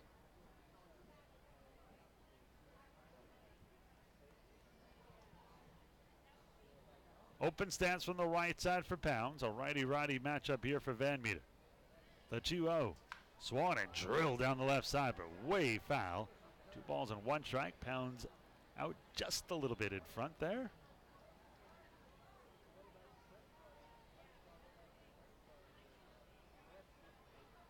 Now 2-1 the count here on Pounds. He'll step back in against the right-handed Joe Van Meter. The 2-1, Swan and fouled off to the right side. So 2 balls, 2 strikes, 2 outs. Skeeters up by 2, 5-3 here in the bottom of the 8th.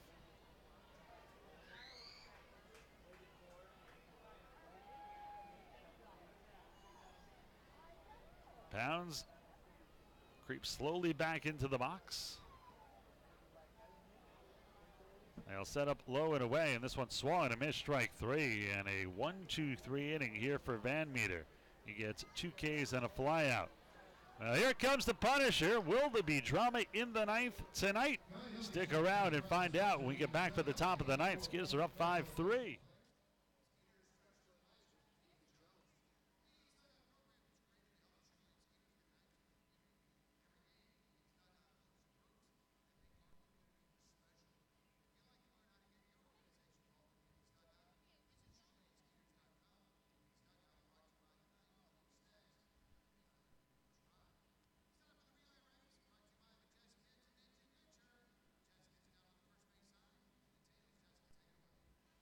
Thanks, Shane. Yes, I think we're all set up, ready to go down here. My contestants on the far end are going to crawl through that tube. Once they crawl through the tube, they're going to run down and tag their teammate. Their teammate's then going to put their head on the bat on the ground, spin around 5 times. Once you spin around 5 times, you're going to jump on the hot ball and race back to Sydney at the starting line. All righty. Ready, set, go. All right. Looks like it's pretty close. Getting out of the tunnel, run down, tag your teammate. All right, guys, spin around on the bat. All right, the far team's about to get on the ball, but there's still time. Who's going to make it to Sydney first? Oh, a little fumble. You guys got it. Who's it going to be? Is it going to be the girls or the boys? And by just a little bit, the boys are going to be our winner. Congratulations, you guys win a free visit to Majes Kids and Ninja Adventure. Back up to you, Shane.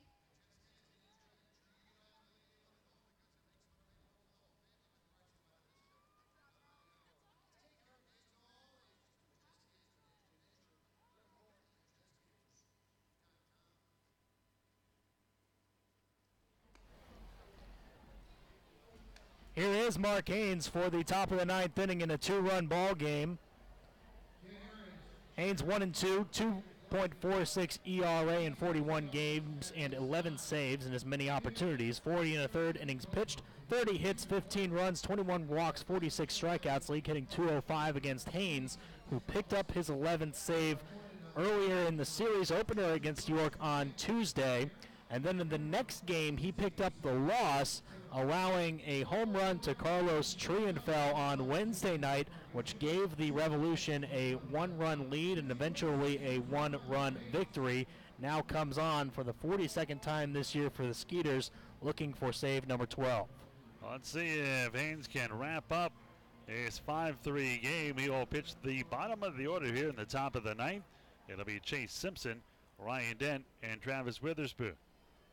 So far tonight, Simpson been on base twice. He has singled, popped out to second, reached on an error by Kevin Aarons, which wound up costing them a run as Simpson came around to score. First pitch by Haynes, swung and fouled over our heads. No balls and 1 strike to count. 5 runs, 8 hits, and 1 error for Sugar Land. 3, 6, and 2 for the Revolution. Simpson came in 2-0-2 with 2 home runs and 8 RBIs. All set up inside here on the switch hitter, batting from the left side against the righty Haynes.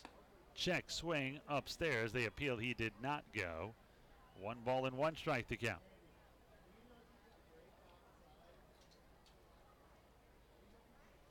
Chase Simpson, perfect cartoon character name. Could be a guest on The Simpsons. Maybe the long-lost cousin. The 1-1. Homer already had a long-lost brother, which was the voice of Danny DeVito. Why not a long-lost cousin? 2 balls and 1 strike to count. Hey, but when you've been watching a cartoon for 27 seasons, you're going to pull out some Simpson references, especially when a guy has his last name of Simpson.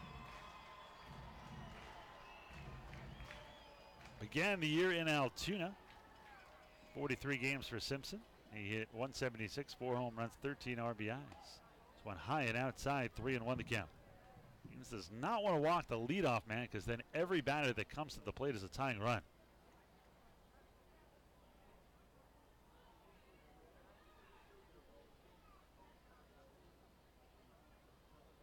Big bat by Haynes. Let's see where Cordero sets up. He'll set up on the inside corner.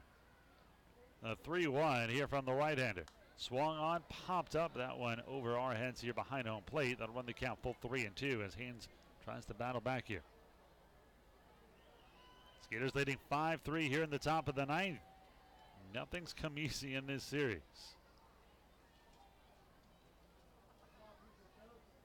You missed last night's game. You missed a den. The Skeeters were down 6-3 in the bottom of the ninth with 2 down. One on a walk-off grand slam by Kevin Aarons. Payoff pitch by Haynes. This one swung and fouled straight into the screen. So Haynes challenges Simpson. Have gotten away with one there. Certainly better than a leadoff walk. Still have a run to work with even if he hits a home run. So no reason not to challenge him.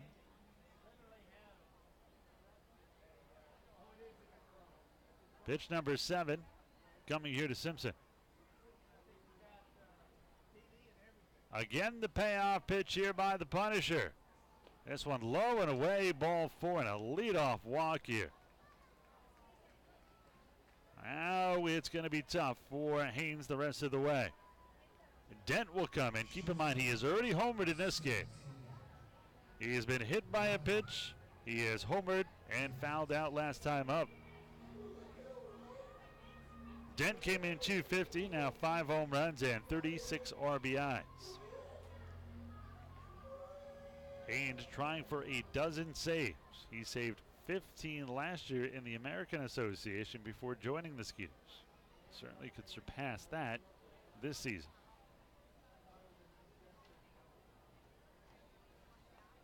First pitch here to Dent. This one swung and grounded towards third. This could be 2. Pounds goes to second for 1. The relay to first in time. And there's a double play. And just like that, 2 outs, none on. The Skeeters are 1 out away. Great job by Pounds. And now the Punisher can breathe easy. It needs 1 more out with a 2-run lead here. Well, if he can get Witherspoon, that'll do it. He is fouled out, he is flied out, he has doubled, scored a run, and drove in a run. Witherspoon, also second in the league. He has struck out 114 times. Well, it should be an interesting battle here between Teaspoon and the Punisher. First pitch here to Witherspoon. This one, a fastball, is just a little low. Wow, that looked pretty good. 91 on the gun, 1-0 the count.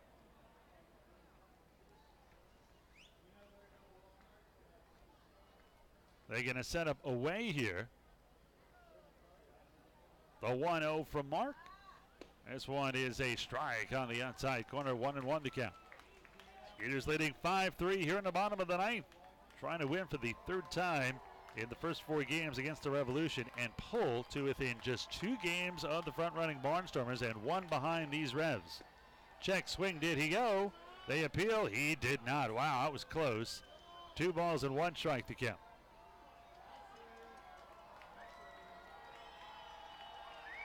Two balls, 1 strike, 2 outs, a 2-run lead here in the bottom of the ninth for the Skeeters.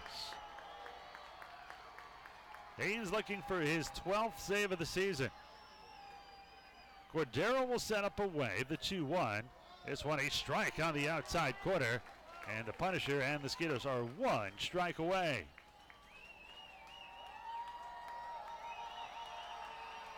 Haynes steps back to the bump. 2 balls, 2 strikes, 2 outs, and a 2-run lead here for the Skeeters in the bottom of the ninth. They'll set up outside. And now time called by Witherspoon. Love that nickname, Teaspoon.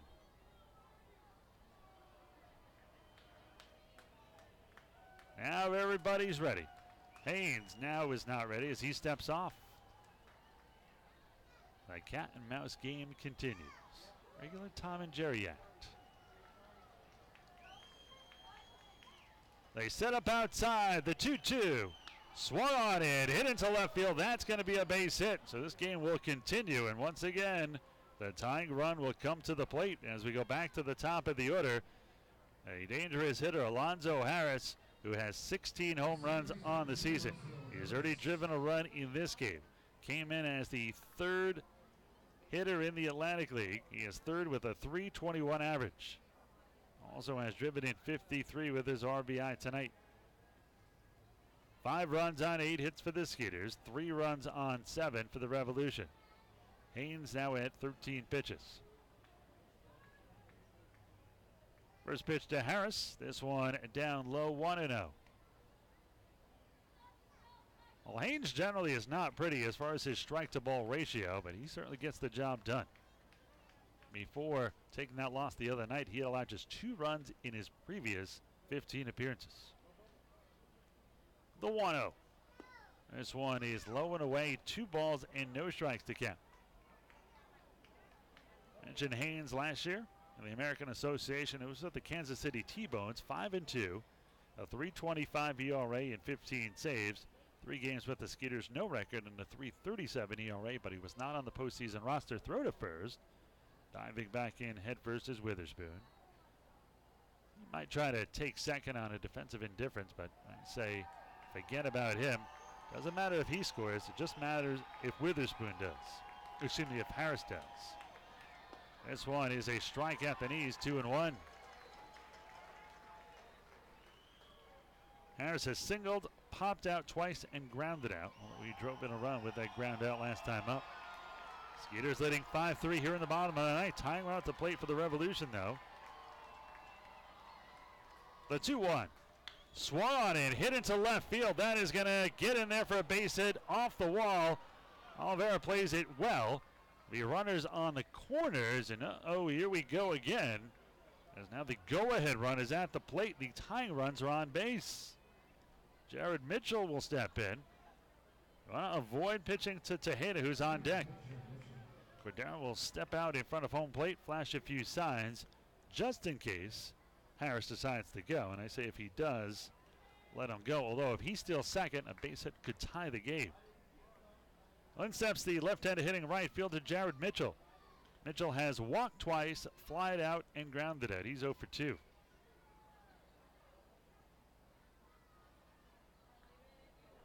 Witherspoon can score. You have to keep Harris from scoring, though. Skeeters are leading 5-3 here in the bottom of the ninth. 2 outs, 2 on. First pitch here from Haynes to Mitchell. Swung on, popped up, will to stay in play. Cordero near the screen. Does he have room? No. That one about 7 or 8 rows back. Well, Haynes gets out in front. No balls and 1 strike to count to Mitchell. Mitchell comes in 10th in the league in hitting with a .292 average. 10 home runs, though, and 42 RBIs. Haynes now at 18 pitches. I said about the closer for the Revolution last night, Brad Allen, when you get your closer to that 25 to 30 pitch mark, it's kind of in the red zone. He's not there yet, just 18 pitches. 0-1 the count to Mitchell. Haynes leans in for the side here from Cordero. They'll set up inside to try to jam the left-handed hitter. The 0-1.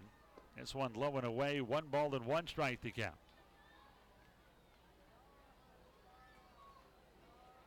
No action in the Skeeters' pen. This is Haynes' game to win or lose. And pitch number 20 here coming from Haynes.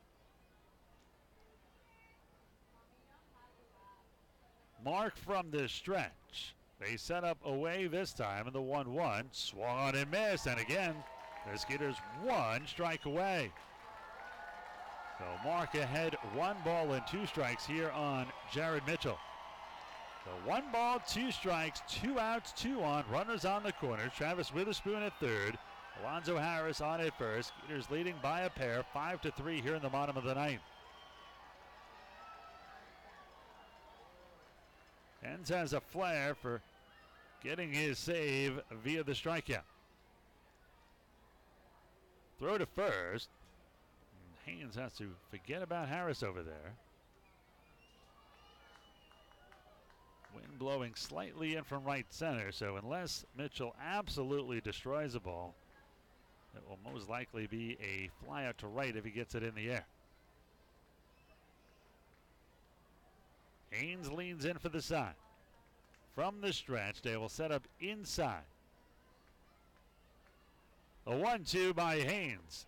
Low in the dirt, 2 balls and 2 strikes, and it's never easy in this series. Mitchell going to step out here. 2 balls, 2 strikes, 2 outs, 2 on. Skeeters leading by 2 here in the bottom of the ninth.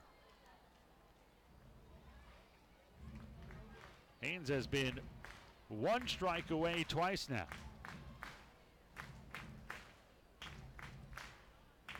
Mitchell steps back in.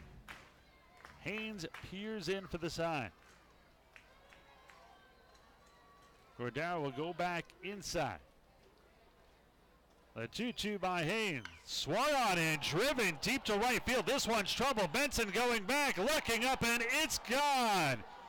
Just like last night, it was the Skeeters who were down by a run. They won 7-6, and now it is the Revolution who return the favor as they turn a 5-3 deficit into a 6-5 lead. Oh, Mitchell gets his 11th home run of the year, and every one of these games coming down to the final at bat. Haynes played with fire for too long. He walked the leadoff man. He got a double play. 2 outs, none on. Travis Witherspoon then singled. Harris then singled. And Mitchell with the 3-run homer.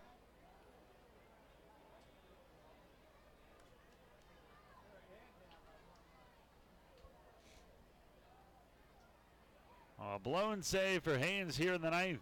Skeeters will still have 1 more shot at it in the bottom of the ninth. Bottom of the order for the Skeeters. This one is a strike on the outside corner. No balls and 1 strike to count. Tejeda has flied out, singled, struck out, and grounded out. 1 for 4 on the evening. The 0-1. Curve over the head of Cordero. And perhaps the home run affects Haynes here. 1-1 to count. And it is clearly affect him as he slams the rosin bag down behind the mound. I said Mitchell would absolutely have to destroy it with that wind blowing in from right center, and he did. The 1-1. Swung and missed. Chased a high fastball, let her high, 1-2. Really is amazing. I talk about it all the time now. The game of baseball evens out. Sometimes during an at-bat or a game, a series, or a season. It's evened out in the matter of 2 nights. Skeeters with the walk-off grand salami last night. And here a 3-run homer by Jared Mitchell has give the Revolution a lead, 6-5. 2 balls, 2 strikes, 2 outs here. Haynes just trying to get out of this inning and send it to the bottom of the ninth. The 2-2 swung on, popped up. This should do it. Prince is going to call for it behind second and shallow center for the final out. Too late, the damage is done on the 3-run homer by Jared Mitchell. Skeeters need 1 to tie, 2 to win. Will there be more drama in the bottom of the ninth for the Skeeters for the 2nd night in a row? Stick around this time to find out when we return. Skeeters trailing 6-5.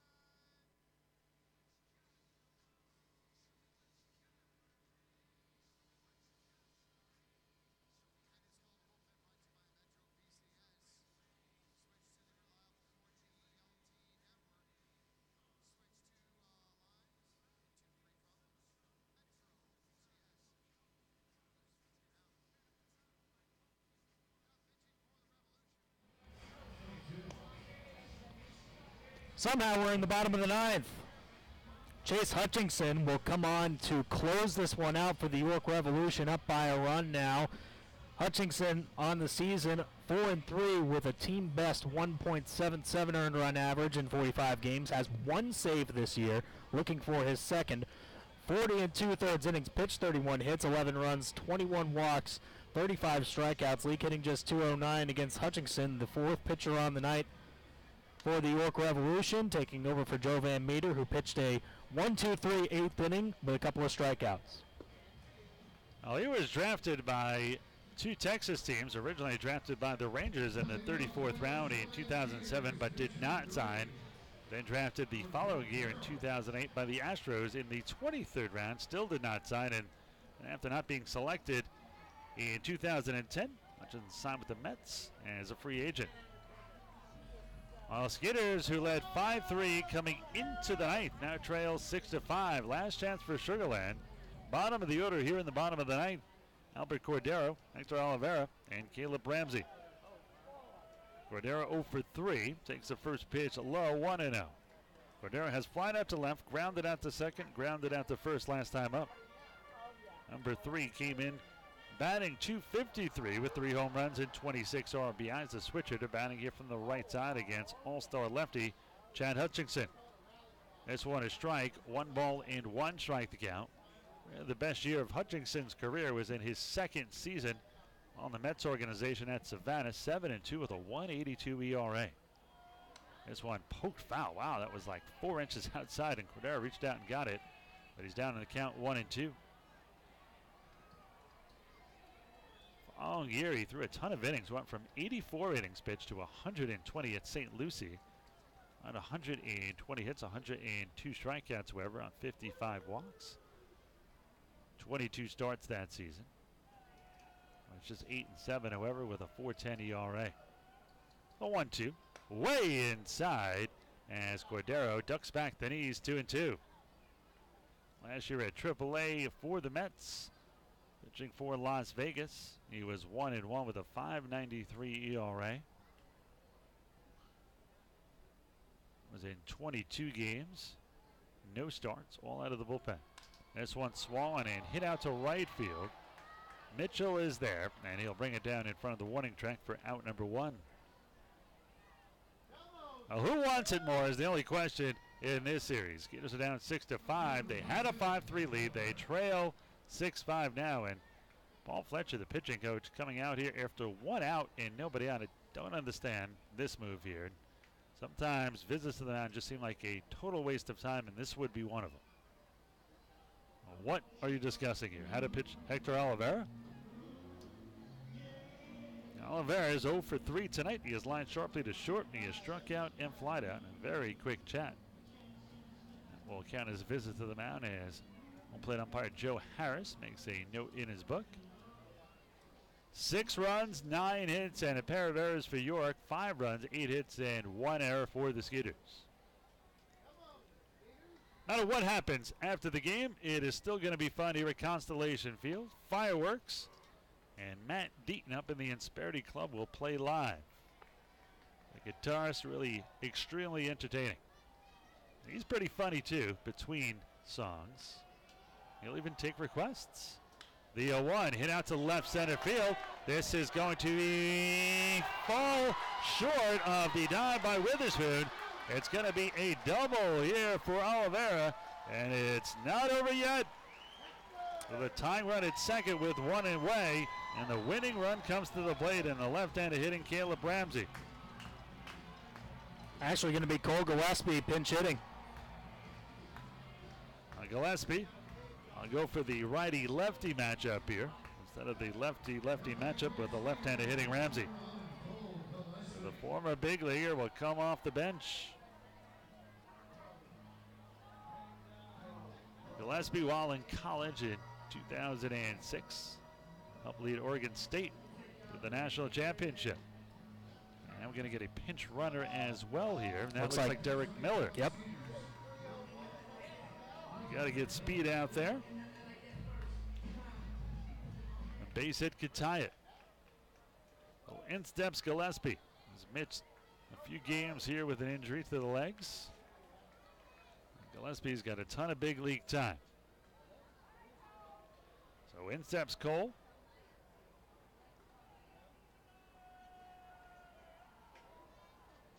And now Hutchinson steps off the mound before he delivers his first pitch. Gillespie 301, 4 home runs, 22 RBIs. Great to have that bat off the bench. First pitch is a strike at the knees. No balls in 1 strike here to Gillespie.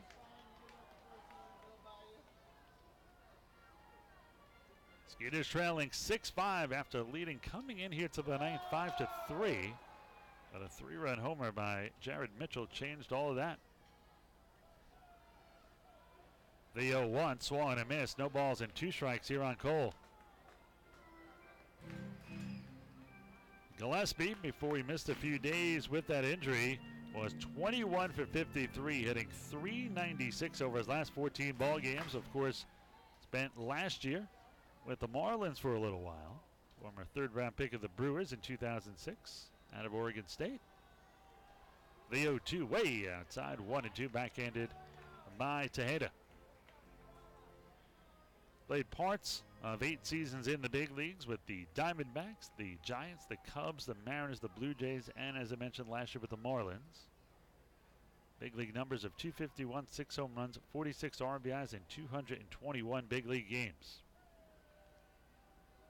The 1-2, swung and hit into the hole, backhanded by the shortstop, jump throw to first, and they're going to get Gillespie, still not at full speed. And the Skeeters down to their final out. Unfortunately, Derek Miller had to hold at second with the ball hit to the left side. Great play by the shortstop Dent, even though he didn't get a lot on it. So once again, this game comes down to the final out. Joe Benson will step in. Remember, Benson is not just the leadoff hitter. He has some power. When he first became a pro, they projected him as a 5-tool player. 1 for 4 tonight. He singled in his first at bat to lead off the game for the Skeeters. He's also scored a run, struck out, fouled out, and grounded out. Hutchinson, the all-star left-hander reliever for the Revolution, as Benson fouls this one off to the right side, 0-1. Joe 252, 6 home runs, 30 RBIs overall. Both teams with 9 hits apiece, but the Skeeters trailing by 1 and down to their final out, trailing 6-5 here in the bottom of the 9th inning. A base hit ties it, a home run wins it. An out ends it. Which will it be? This one chopped to third, foul, 0-2, and the Skeeters now down to their final strike here. Even with the walk-off grand slam, the Skeeters were never down to their final strike, as Aarons hit a 1-1 pitch for the walk-off granny. Benson just waiting on Hutchinson. Steps back in, down in the count, 0-2. There is no quit in this Skeeters team, as we have seen in this series and just last night. The 0-2. High and outside, 1 ball and 2 strikes. Looked like a waste pitch that got away from Hutchinson. See if they can chase out of this game. 14 pitches now here for the reliever. 10 for strikes. Hutchinson just taking a ton of time between pitches here. It is hot out there, I'll give him that. 1-2 the count here on Benson. Skeeters trailing 6-5, but the tying run down at second and Derek Miller. From the stretch, the 1-2. This one low, 2 balls, 2 strikes, 2 outs, 1 on. Skeeters down 6-5 here in the bottom of the 9th. Skeeters in this game led 2-0 after 1, 5-0 after the 3rd. They led 5-3 coming into the 9th, but now trail 6-5. Here in the 9th is the only time the Revolution have led in this game.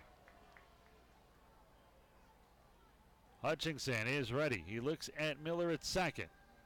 The 2-2 to Benson. There goes Miller, swung and hit in the air to left field. Verona's there, and he's going to grab it for the final out, and that's the game as the Skeeters rally. Ball's a little short tonight. Rally caps are on for the second night in a row, but the Skeeters lose 6-5. 6 runs, 9 hits, 2 errors for the Revolution. 5 runs, 9 hits, and 1 error for the Skeeters. We're going to take a break. We will come back. We'll give you the final numbers, highlights. Andy Humphrey will have our player of the game and preview tomorrow's Game 5 matchup in this 6-game series. All that more when we return on the Skeeters post-game show in a moment.